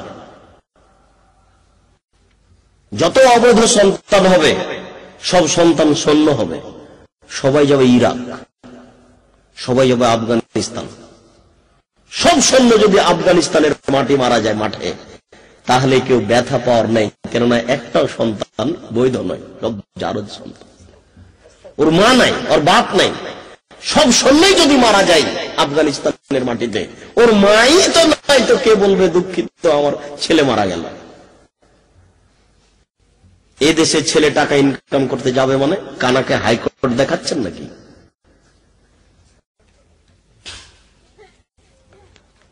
ছেলে মানুষ করেছেন, ওর দ্বারা দুনিয়াবি কিছু উপকার নেন, পরকালের উপকার নেন। ছেলে আপনার উপার্জিত সম্পদ, ছেলের সবকিছু আপনাকে বিচারের মাঠে বুঝাতে হবে। সম্মানিত দিনী ভাই ও বোনেরা, বলছিলাম মানুষের লাশ কবরে যাওয়ার সময় 3টে জিনিস সাথে যায়। মনে রাখবেন, সাথে যায় তার আমল, সাথে যায় তার সম্পদ, সাথে যায় তার পরিবার। আমল সাথে থেকে যায়, 2টে জিনিস ফিরে আসে। রাসূল সাল্লাল্লাহু আলাইহি সাল্লাম বলেন, একুল আব্দু মালি মালি মালাহু মিন মালি সালাসা। মানুষ বলে আমার সম্পদ, আমার সম্পদ, অথচ মানুষের সম্পদ 3 ভাগে বিভক্ত। সম্পদকে হিসাব করে মরণকে স্মরণ করুন। মানুষ বলে আমার বাড়ি, আমার বাড়ি, মানুষ বলে আমার সম্পদ, আমার সম্পদ, অথচ মানুষের সম্পদ 3 ভাগে বিভক্ত। মাকালা ফাফনা, যেটা খেলেন সেটা নষ্ট হলো। 1, যেটা খাবেন সেটা নষ্ট হবে। অমলাবেসা ফাবলা, যেটা পড়বেন সেটা পুরাতন হবে, যেটা খাবেন সেটা নষ্ট হবে, যেটা পড়বেন সেটা পুরাতন হবে। ওমা সেওয়া যালিকা ফাযায়েবুন লিন-নাসে, এছাড়া যেটা থাকবে সেটা মানুষে ভাগ করে নেবে। মানুষের সম্পদ 3 ভাগে বিভক্ত। আপনার দুশ্চিন্তা ভোগ করার কিছু নেই। যে যেখানে আছেন নিজ নিজ স্থানে কথার প্রতি গুরুত্ব দিয়ে চুপচাপ বসে থাকার চেষ্টা করুন। শুনুন, আপনার সম্পদ 3 ভাগে বিভক্ত। যেটা আপনি খেলেন সেটা নষ্ট হলো, ওর দ্বারা কোনো উপকার নেই। যেটা আপনি পড়বেন সেটা পুরাতন হলো, এটাও গেল। ওমা সিওয়া যালিকা ফাযায়েবুন লিন-নাসে, এই ব্যতীত যেটা আছে সেটা মানুষ ভাগ করে নেবে, সেটা আপনার নয়। ওমা আতা ফাক্তানা, একটা ছুটে গেছে। 3 নম্বর হচ্ছে আপনি যেটা দিলেন সেটা জমা থাকলো, আপনি যেটা দিলেন সেটা জমা থাকলো। আয়েশা রাদিয়াল্লাহু তাআলা আনহা একদিন রাসূলকে বলছেন যে, আল্লাহ রাসূল, একটা ছাগল জবাই করেছিলাম, 10 ভাগ করে 9 ভাগ দিয়েছি, 1 ভাগ আছে। তো রাসূল বলছেন, আরে না না, 9 ভাগ আছে, 1 ভাগ দিয়েছ। না না, 10 ভাগ 9 ভাগ দিয়েছি, 1 ভাগ আছে। না না, 9 ভাগ আছে, 1 ভাগ দিয়েছ। কথাটা বুঝতে পারেননি? মানে যা দিয়েছ তা বাকি আছে, যা খেয়েছ তা নষ্ট হয়েছে। মানুষ বলে আমার সম্পদ, আমার সম্পদ, অথচ মানুষের সম্পদ 3 ভাগে বিভক্ত। যা খেলো তা নষ্ট হলে হলে 1, যা পড়লো তা পুরাতন হলে হলো 2, ও মা তা ফাক্তানা, যা দিল তা জমা হলে হলো 3। এছাড়া যা থাকবে তা মানুষে ভাগ করে নিবে। আপনি আপনার বাপের খুব বুদ্ধিমান সচেতন ছেলে, এবং আপনি আপনার বাপের খুব ভদ্র নম্র ছেলে। আপনার বাপের বাড়িতে আপনি ঢাকা শহরে বসবাস করছেন, আপনার বাপ ইন্তেকাল করেছে। আপনি বলুন আপনার পিতার জন্য আপনি কয়বার দোয়া পড়েন? আর আপনার ছেলে জেনারেল শিক্ষিত হয়ে লন্ডনে গেছে, গিয়ে ভেবেছে যে মরণ ভিন্ন জিনিস, মরণ কিছুই নয়। বলুন তো আপনার ছেলে আপনার জন্য কি করতে পারে? আপনি এত ভদ্র নম্র হওয়ার পরে পিতার জন্য তেমন কিছু বলতে পারছেন না। কয়বার বলেন আপনি? আমি তো মনে করছি আপনার উচিত প্রত্যেক নামাজের সালাম ফিরার পূর্বে আপনি বলবেন, রব্বির হামহুমা কামা রব্বায়ানি সাগীরা রব্বিগফিরলি ওয়া লিওয়ালিদাইয়া ওয়া লিমান দাখালা বাইতি মুমিনান রব্বানা গফিরলি ওয়া লিওয়ালিদাইয়া ওয়া লিল মুমিনিনা ইয়াওমা ইয়াকুমুল হিসাব আল্লাহুম্মা গফিরলি আবি ওয়ারফা দারজাতাহু ফিল মাহদিয়িন ওয়াবসাল্লাহু ফি কবরিহি ওয়া নাব্বিরলাহু ফিহি। তাহলে আপনার পিতা আপনাকে রেখে যাওয়াতে সার্থক। রাসূল সাল্লাল্লাহু আলাইহি ওয়াসাল্লাম বলেন, ইজা মাতাল ইনসান ইনকাতামালু ইল্লা মিন সালাসাতিন ইল্লা মিন সাদকাতিন জারিয়াতিন। মানুষ মারা গেলে তার তিনটা কাজ চালু থাকে। একটা হলো সাদকা জারিয়া। আমরা সবাই জানি সাদকা জারিয়া বলতে আমরা স্থায়ী দান বুঝি, এটাই ঠিক। সাদকা জারিয়া বলতে কিছু জমি মাদ্রাসায় দিয়েছি, একটা ঘর তৈরি করে দিয়েছি, একটা মসজিদ নির্মাণ করে দিয়েছি, একটা বই পুস্তক দিনী মাদ্রাসাতে কিনে দিয়েছি। সমস্ত পাপের সমপরিমাণ পাপ কাবিলের হবে। কেন বলেন তো? হত্যা প্রথা কাবিল প্রথম চালু করেছে। যদি তাই হয় তাহলে আপনি বাড়িতে যে ডিশটা টিভিতে রেখেছেন, এই যে ডিশ লাইনে আপনার ছেলে মেয়েরা পাপ করছে, এই পাপের সমপরিমাণ পাপ কার হবে? বুঝে, নিজে বুঝে আর একজনের উপরে চাপিয়ে দিয়েন না। শুনুন, বুঝতে ভুল করিয়েন না, পাপ হবে নিশ্চিত। আপনার উপার্জিত পাপ, ছেলে আপনার, শুধু তাই নয়, এই ছেলে আপনার অধীনে থেকে যা পাপ করছে সমস্ত পাপের জবাব দিতে হবে আপনাকে। বলছিলাম, সম্মানিত দ্বীনী ভাই বোন, রাসূল সাল্লাল্লাহু আলাইহি সাল্লামের কথাকে মূল্যায়ন করুন। মানুষ মারা গেলে তিনটা নেকি চালু থাকে, তার একটা নেকি হচ্ছে সাদকা জারিয়া, 2 নম্বর নেকি হচ্ছে ওলাদুন সলে। এই কথাটা বলতে যাচ্ছিলাম।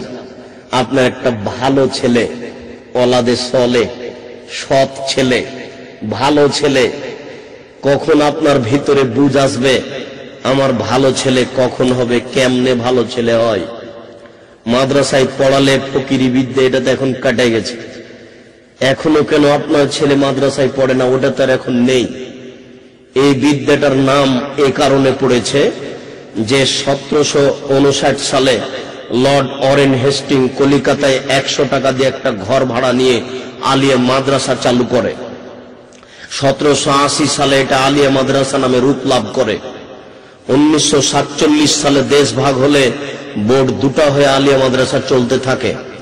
ওই সময়তে আপনার মতো ধর্মভীরু লোকেরা ভেবেছিল, বুঝলাম না, খ্রিস্টান হচ্ছে কোরআন হাদিস বিরোধী মানুষ, তারা মাদ্রাসা চালু করবে মানে? তারা তো মাদ্রাসা রাখতে পারে না, অবশ্যই খারাপ উদ্দেশ্য আছে। মাদ্রাসা তারা করবে কেন? খারাপ উদ্দেশ্য আছে। তখন আপনার মতো ধর্মভীরু মানুষ মাদ্রাসা খুলতে গেছিল নিজের টাকা দিয়ে। নিজের টাকা দিয়ে গিয়ে 10-এর পয়সা উঠাতে হলো। 10-এর কাছে পয়সা চাইতে গিয়ে দুইটা দিক দেখা দিল। এই আলেম ওলামারা দুভাগে বিভক্ত হলো। এক শ্রেণীর আলেম পয়সা উঠিয়ে খেয়ে নিল, আর এক শ্রেণীর আলেম পয়সা উঠিয়ে কাজে লাগালো। তো কয়দিন পরে খেয়ে নেওয়া কাজটা আপনি বুঝতে পারলেন, তখন আপনি তার উপরে অনীহা করলেন। অনীহা করে বলছে, টাকা চেয়ে নিয়েছে, টাকাটাকে খেয়ে ফেলে, না এরা ভালো নয়। এইভাবে ধীরে ধীরে ধীরে ধীরে আপনার একটা অনীহা চলে আসলো।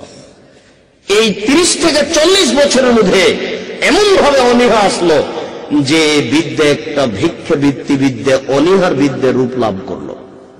অথচ এই বিদ্যে ভিক্ষে বৃত্তি বিদ্যে নয়, কোনদিনই নয়, আজও নয়।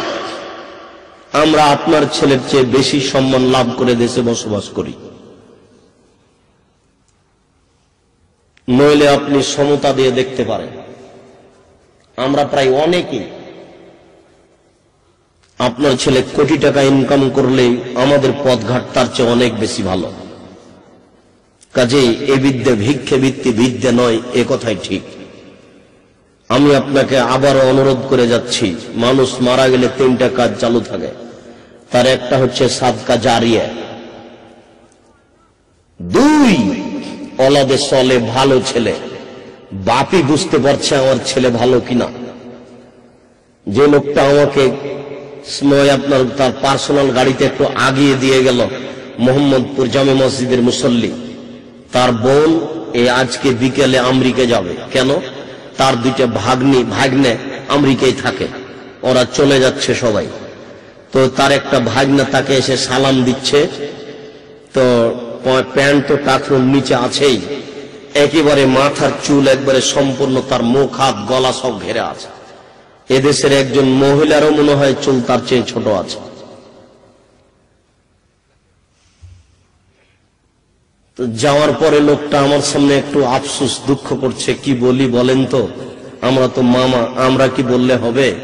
ওর বাপ মাই যদি ছেলেকে না বলে, তাহলে বাপ মা তো এখন ভাবছে যে আমার ছেলে আমেরিকায় থাকে, তো ছেলেকার কি বলতে হবে? তাহলে এটা ওয়ালাদে সলেহ নয়, এটা ভালো ছেলে নয়। এই ছেলে দ্বারা আপনার ক্ষতি হবে, এটাই ঠিক। এই ছেলে দ্বারা আপনার ক্ষতি হচ্ছে, এটাই ঠিক। এটা ওয়ালাদে সলেহ নয়।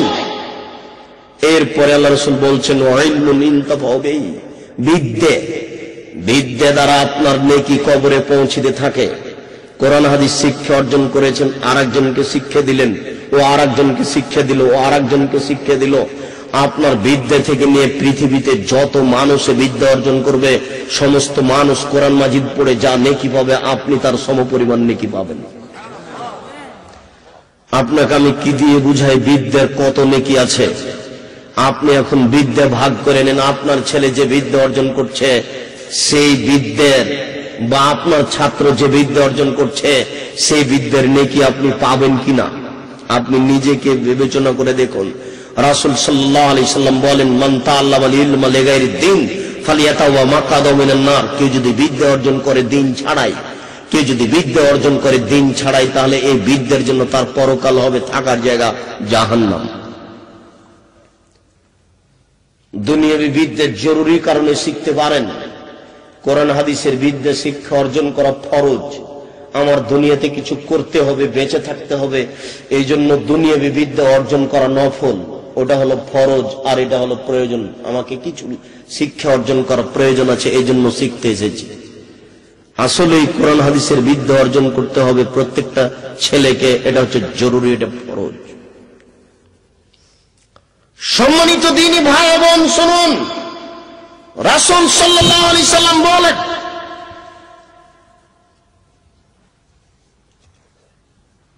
মারা রাসূলুল্লাহ সাল্লাল্লাহু আলাইহি সাল্লাম বেজাদিন আসাকা মাইয়িতিন। একদিন একটা মরা কান কাটা ছাগলের পাশ দিয়ে রাসূল হেঁটে যাচ্ছিলেন। মরা একটা কান কাটা ছাগলের পাশ দিয়ে হেঁটে যাওয়ার সময় বলছেন, আইয়ুকুম তুহিব্বু আন তাশতারি বিদিরহামিন হাযা। সঙ্গী সাথী, তোমরা কে আছো যে এই ছাগলটা 1 দিরহামের বিনিময়ে কিনতে চাও? তোমরা 1 টাকা দিয়ে মরা কান কাটা ছাগলটা কিনতে রাজি আছো কি? সাহাবীগণ বলছেন, কুল্লুনা লা নুহিব্বু আন নাশতারি বিসামানিন হাযা। 1 টাকা দিয়ে কেন বলছেন? এই মরা কান কাটা ছাগলটা কিছু পয়সা দিয়ে আমরা কিনতে রাজি নই, ওটা কিনবো কেন? কত কি লাভ? তা আল্লাহ রাসূল বলছেন, আদ-দুনিয়া আহানু আলাল্লাহি মিন হাযা আলাইকুম। মনে রাখো, এই গোটা পৃথিবীর মূল্য আল্লাহর কাছে এর চেয়ে অনেক কম। এই ছাগলটা তোমাদের কাছে যত মূল্যায়ন রাখে, ছাগলটা তোমাদের কাছে যত দামি, সারা পৃথিবীর দাম আল্লাহর কাছে তার চেয়ে অনেক অনেক কম। কেন আপনি মরণকে স্মরণ করেন না? কেন আপনার দুনিয়ার উপরে এত খেয়াল হলো? কেন আপনি মরণকে ভুলে গিয়ে দুনিয়ার পিছনে লেগে গেলেন? রাসূল সাল্লাল্লাহু আলাইহি সাল্লাম বলছেন, মাদ দুনিয়া লিল আখিরা ইল্লা মিসলা মা ইয়াজলু আহাদুকুম ইসবাহু ফিল ইয়াম্মি ফালিয়ানজুর বিমা ইয়ারজি। শোনো, ইহকাল ও পরকালের তুলনা, ইহকাল এবং পরকালের তুলনা, তোমাদের কোনো ব্যক্তি তার আঙ্গুল সমুদ্রে ডুবাবে, সমুদ্রে ডুবিয়ে আঙ্গুলটা উঠিয়ে দেখবে আঙ্গুলে কতটুকু পানি লেগে আছে। আঙ্গুলে যতটুকু পানি আছে আর সমুদ্রে যতটুকু পানি আছে, দুই পানির তুলনা যেমন, ইহকাল এবং পরকালের তুলনা তেমন। ইহকাল এবং জান্নাতের তুলনা তেমন। এখনো বুঝাতে পারিনি পূর্ণ কথা। আপনি আপনার আঙ্গুলটা পানিতে ডুবান, রাসূল বলেছেন সমুদ্রে, আটলান্টিক মহাসাগরে পানিতে আঙ্গুলটা ডুবিয়ে নেন। এবার আঙ্গুলে একটু পানি তো আছে, এক ফোঁটা, অর্ধ ফোঁটা, সোয়া ফোঁটা, 4 ভাগের 1 ভাগ একটু তো আঙ্গুলে আছে। এই আঙ্গুলের পানি আর এই সমুদ্রে যত পানি আছে, এই দুই পানিতে তুলনায় কমবেশ যত, ইহকাল আর জান্নাতের তুলনায় কমবেশ তত। কি দিয়ে বুঝাবো আমি? কেন আপনি এই পৃথিবীর পিছনে পড়লেন? কেন আপনি মরণকে স্মরণ করছেন না? কেন আপনি ভুলে গেলেন? কে আপনাকে ভুলালো? কেন আপনার হিসাব হয় না? তাই সাবদুদ দিনারে আব্দুদ দিরহামে, যারা পয়সার পিছনে পড়লো তারাই ধ্বংস হলো, যারা পয়সার পিছনে পড়লো তারাই ধ্বংস হলো। মনে প্রাণে চেষ্টা করি। 94 সাল থেকে নিয়ে বক্তব্যের মাঠে এসেছি। অনেকে জিজ্ঞাসা করে, টাকা নিয়ে বক্তব্য দেওয়া জায়েজ কি? বক্তব্য দিয়ে টাকা নেওয়া যায় কি? প্রাণপণে চেষ্টা করি যে আপনার কাছে পাথেও না চাওয়া, আপনার কাছে টাকা চেয়ে না নেওয়া। যদি চোখ একই মাঠে বক্তব্য দিচ্ছি, আহলে হাদিসের মাঠে, আহলে হাদিসই আমাকে ডেকে নিয়ে গেছে, আপনারাই। ওই হানাফি ভদ্রলোককে আপনি 500 টাকার নোট গুনে দিলেন 10,000, আপনি আমাকে 1000 টাকা দিয়েছেন। আমি তো বলা প্রয়োজন মনে করিনি। ও বলেছে মিথ্যা কথা আর আমি বলেছি হক কথা। 94 সাল থেকে এই মাঠে আছি। 94 সাল থেকে নিয়ে এখন পর্যন্ত কেউ যদি একদিন প্রমাণ দিয়ে দিতে পারে যে আব্দুর রাজ্জাক সাহেব আমাদের কাছে বক্তব্যের জন্য পাথেও চেয়েছিল, এটা প্রমাণ হয়ে গেলে আমি জাতির সামনে কোনোদিন বক্তব্য নিয়ে যাব না।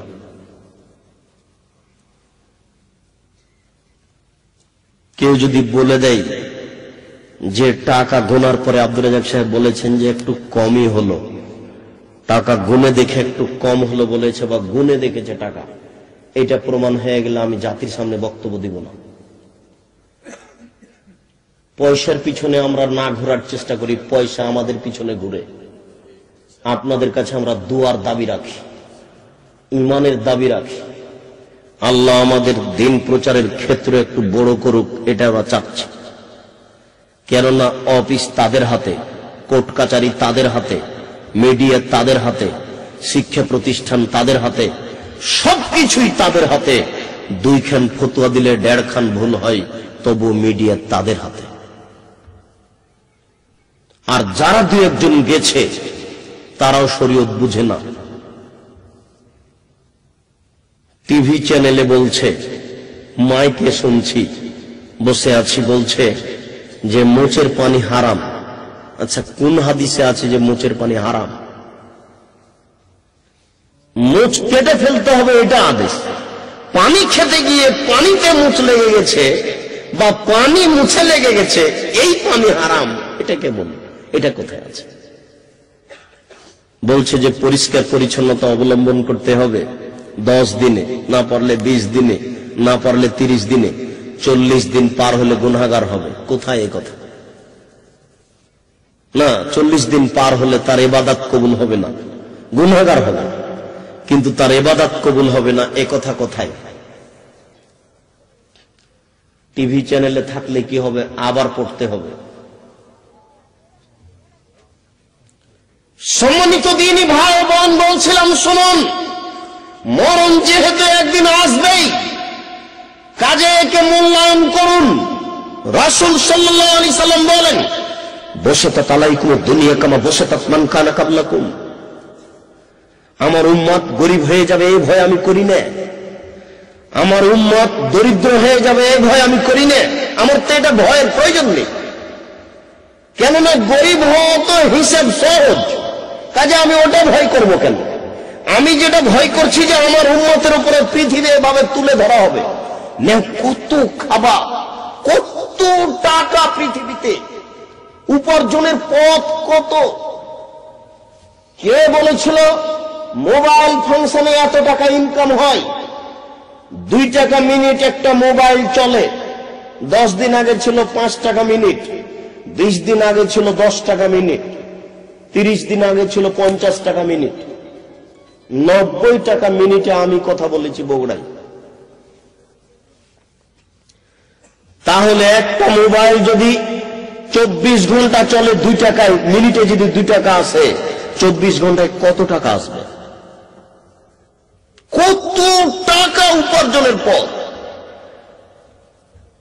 নাই পয়সাতে ডেস্টিনিতে নাম থাকলে এমনিতে হাজার হাজার টাকা আসবে, কোন পয়সাপাতি লাগে না। আজীব ব্যবসা, উর্দু ভাষাতে বলে মুফতে ব্যবসা, টাকা পয়সা লাগে না। আশ্চর্য ধরনের ব্যবসা, শুধু খালি সদস্য রেডি করতে হবে। ব্যবসা দুনিয়াতে আছে, কিন্তু এত বড় ফাঁকিবাজি ব্যবসা দেখিনি। জিজিএন, ডেস্টিনি, লাইফ ইন্স্যুরেন্স, কত উপার্জনের পথ। মুরগির বাচ্চাতে এত টাকা ইনকাম হবে এটা মানুষের জানা ছিল না। শুধু পৃথিবীতে টাকা আর টাকা। রাসূল সাল্লাল্লাহু আলাইহি সাল্লাম বলেন, পৃথিবীতে কেউ গরিব থাকবে না। এমসি রাজুলু বিসাদাকাতিহি, মানুষ তার দান নিয়ে রাস্তাঘাটে ঘুরবে, যার কাছে নিয়ে যাবে সেই বলবে লা আতাইতা বিল আমস লা কাবিলতু ফামাল ইয়াউম ফালা হাজাতা লি বিহা। কালকে নিয়ে আসলে নিতাম, আজকে তো কোনো প্রয়োজন নেই, আজকে কেন নিয়ে আসলেন টাকা? রাতে রাতে মানুষ ধনী হয়ে যাবে। তাই রাসূল সাল্লাল্লাহু আলাইহি সাল্লাম বলছেন, আমার উম্মত গরিব হয়ে যাবে এই ভয় আমি করি না। রাসূলের উম্মত গরিব হবে না। তিনি বলেছেন, একটা ডালিম খাবে একটা বংশ, একটা গাভীর দুধ খাবে একটা গ্রাম। আশ্চর্য। ডালিম ছিল কিছুদিন আগে 2 ছটাক, 1 ছটাকের, এখন বাজারে ডালিম পাওয়া যায় 1 কেজি। 15 বছরের ব্যবধানে যদি ডালিম 2 ছটাক থেকে 1 কেজি হয়, তাহলে 50 বছরের ব্যবধানে ডালিম কত বড় হবে? 15 বছর আগে বাজারে গাভীর দুধ হতো 1 কেজি থেকে 3 কেজি, এখন গাভীর দুধ হয় 3 কেজি থেকে 40 কেজি। 15 বছরের ব্যবধানে যদি দুধ 40 কেজি হয়, তাহলে 100 বছর পরে একটা গাভীর দুধ কত হবে তা এখন কেউ হিসাব দিতে পারবে না। জমিতে গড়ান ধান হতো 4 মণ বিঘে, অনেক জায়গাতে এখন জমিতে ধান হয় 50 মণ বিঘে। রাসূল সাল্লাল্লাহু আলাইহি সাল্লাম বলছেন যে বসাতাত আলাইকুমুদ দুনিয়া কামা বসাতাত মান কানা ক্বাবলাকুম। পৃথিবীতে উপার্জনের পথ তুলে ধরা হবে না। কত খাওয়া। কে বলেছিল সকালে 1 কাঠা জমি কিনলে বিকালে 1 লক্ষ টাকা লাভ হয়, কিনার সাথে সাথে বিক্রি করলে ডবল লাভ। টাকাই টাকা পৃথিবীতে, শুধু পয়সা আর পয়সা। এই জন্য আল্লাহ রাসূল বলছেন, আমার উম্মত গরিব হয়ে যাবে এই ভয় আমি করি না। আমার ভয় হচ্ছে এটাই যে পৃথিবী এভাবে তুলে ধরা হবে, পৃথিবীর পিছনে সবাই লেগে পড়বে উপার্জনের জন্য, এই পৃথিবী তাদেরকে ধ্বংস করে দিবে, এটা আমার ভয়। আর দুনিয়া হুলওয়াতুন খাজরা, পৃথিবী হচ্ছে মিঠা বস্তু, সবাই উপার্জন করতে চায়, কেউ পিছে হটতে চায় না। আপনি জিজ্ঞাসা করে দেখুন, কয়জন বিবেচনা করে যে এই উপার্জন অবৈধ? কয়জন চিন্তা করে যে এই উপার্জন অবৈধ? কয়জন হিসাব করে যে এই চাকরি টাকা দিয়ে নেওয়া যাবে না? বউকে মানুষ চাকরি দেওয়ার জন্য হন্যে হয়ে লেগে পড়েছে। বউকে চাকরি দিতে হবে, নিজেও চাকরি করবে, দুইজন মিলে চাকরি করলে পয়সা বেশি ইনকাম হবে। মধ্যখানে একটা কথা আপনাকে বলে যায়, যেটা এর আগে মনে পড়েছিল, ছুটে গেছিল। সেটা হচ্ছে আল্লাহ রাসূল বলছেন, ইন্নার রিজকা ইয়াতলুবুন নাস কামা ইয়াতলুবুল আজাল। মানুষের রুজি মানুষকে খুঁজে ওইভাবে যেভাবে তাকে মরণ খুঁজে। বুঝতে পারেননি এখনো? মানুষের মরণ মানুষকে খুঁজে। তাই তো আল্লাহ বলেছেন, উঁচু থেকে উঁচুতে গিয়ে নিরাপদ ঘরে আশ্রয় নিলেও মরণ তোমাকে ধরবে। তাহলে মরণ মানুষকে খুঁজে। মরণ যেভাবে মানুষকে খুঁজে, রুজিও মানুষকে সেইভাবেই খুঁজে। আপনার ভাগ্যে যে রুজি লেখা আছে সেটা আপনি উপার্জন করবেন, কাজে এত দুশ্চিন্তা ভোগ করিয়েন না। ভাগ্যে যদি গরিব লেখা থাকে হওয়া, তাহলে স্বামী স্ত্রী মিলে 1 লক্ষ টাকা ইনকাম করলেও ধনী হতে পারবেন না। ভাগ্যে যদি লেখা থাকে ধনী হওয়া, তাহলে চিন্তা ভাবনা ছাড়াই আপনি ধনী হয়ে যাবেন, কোনো চিন্তার প্রয়োজন নেই। শুনুন, রাসূল সাল্লাল্লাহু আলাইহি ওয়াসাল্লামের কথাটা মূল্যায়ন করুন। দেখুন, একটা লোকের মরণ চলে এসেছে, কিছু খায় না, একেবারে কিছু খায় না, তরল একটু ফলের রস খায়, মাস বেঁচে আছে। বলেন তো কেন? তার রুজি শেষ হয়ে গেছে, কিন্তু হায়াত শেষ হয়নি। কথাটা বুঝতে পারেননি? বেঁচে আছে, খায় না কেন? বেঁচে আছে, খায় না কেন? হায়াত আছে কিন্তু রুজি নেই। যতক্ষণ পর্যন্ত হায়াত আছে ও মরবে না।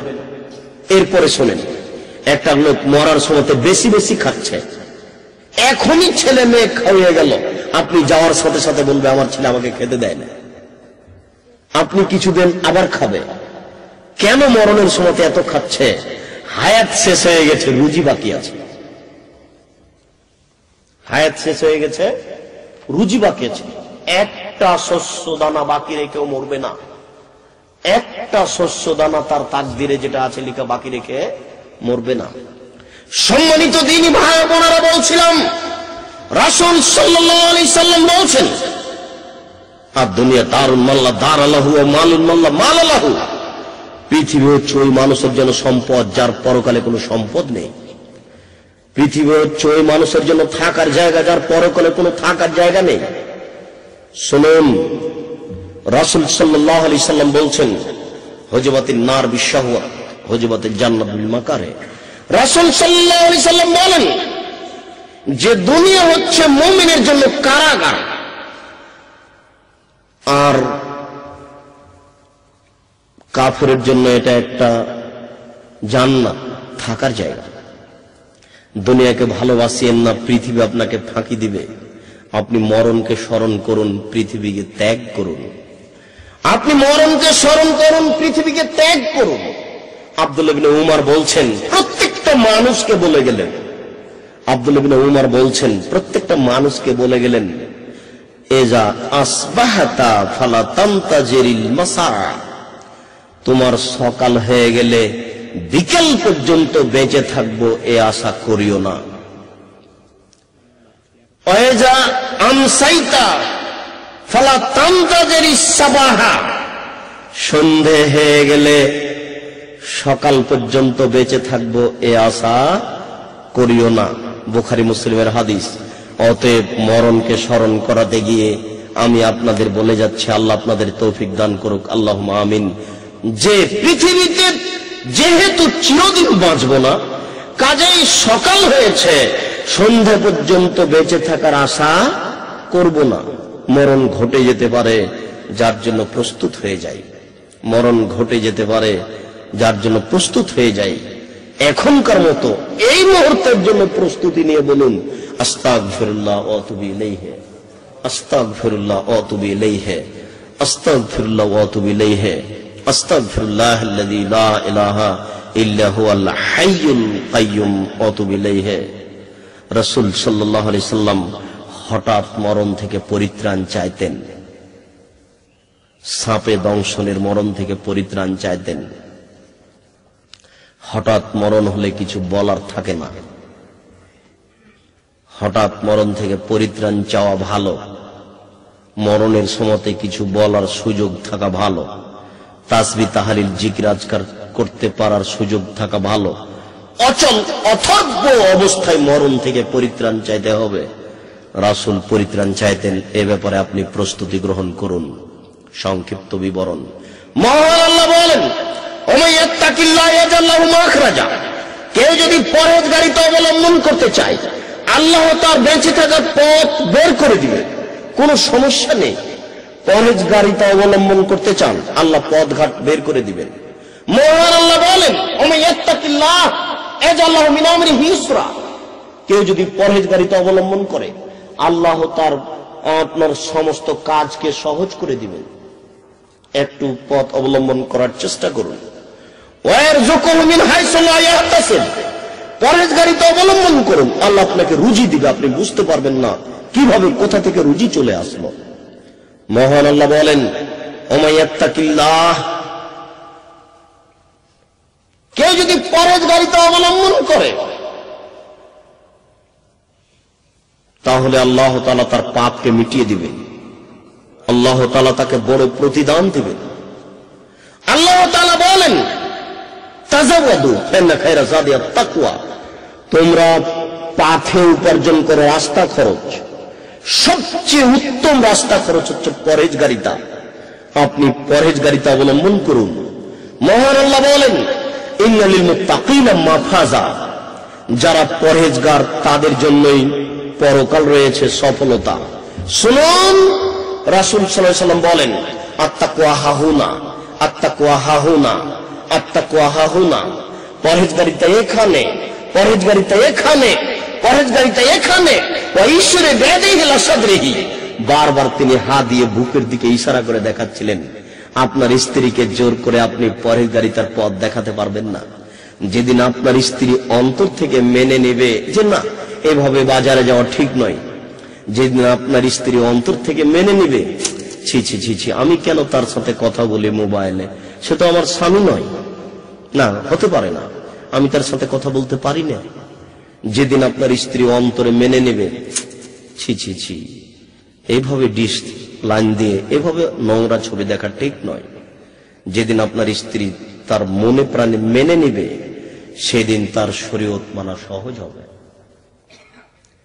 এই জন্য পরহেজগারিতার ভিতরে আপনার ইচ্ছা সত্ত্বেও সে পালন করে না, সে ইসলামী পোশাক পরে যায় না।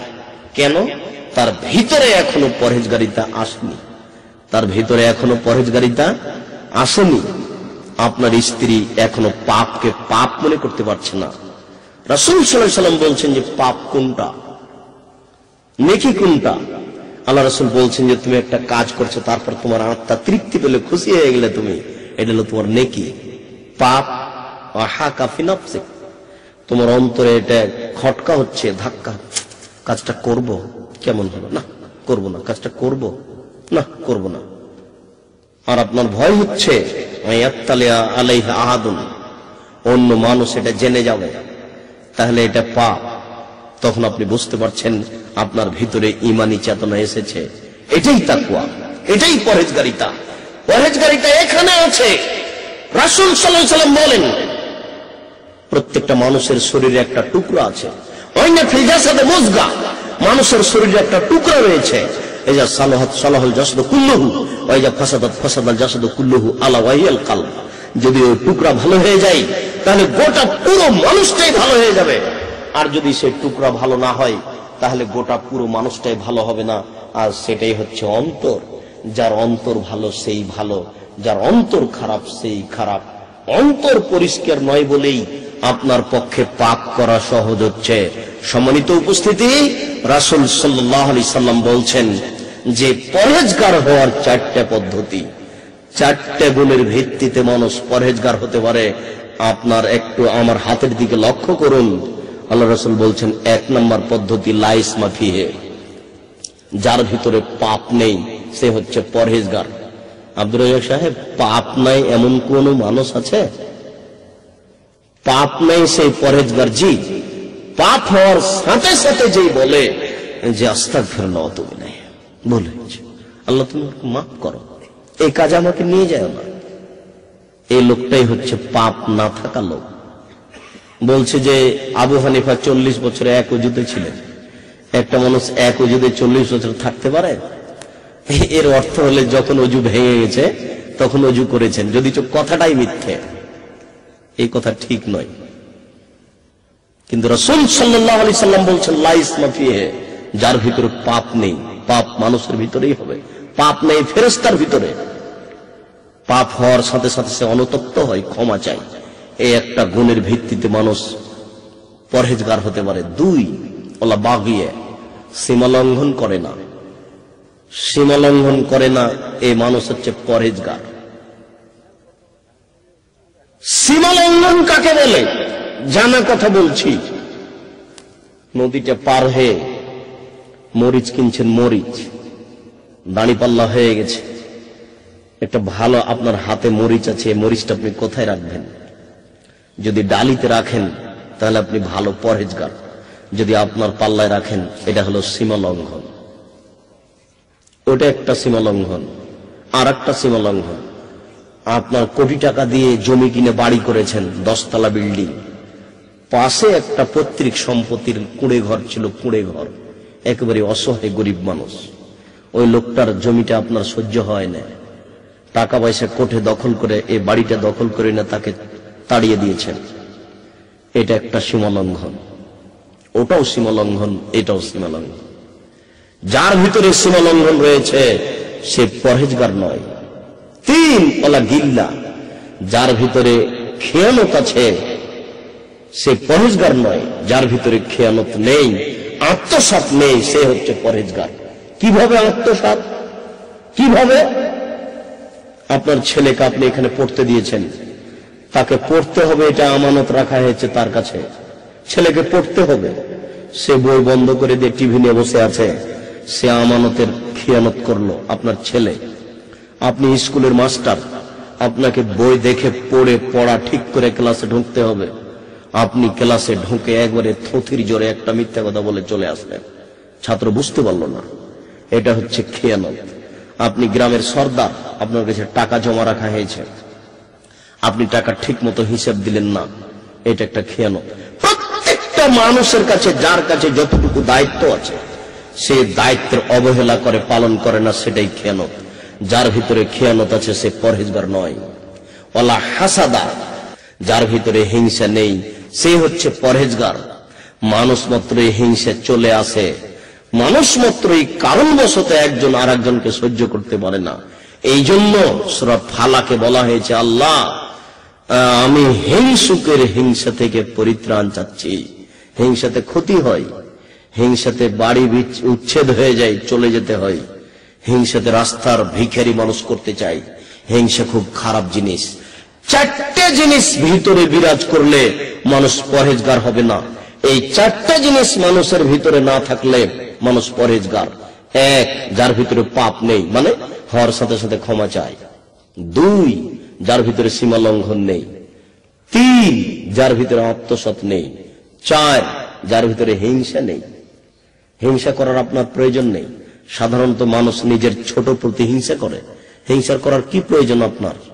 ওকে আল্লাহ যা দিয়েছে দিয়েছে, আল্লাহ আপনাকে যা দিয়েছে দিয়েছে। কেউ হিংসা করে আপনার মান ইজ্জত কেড়ে নিতে পারবে না।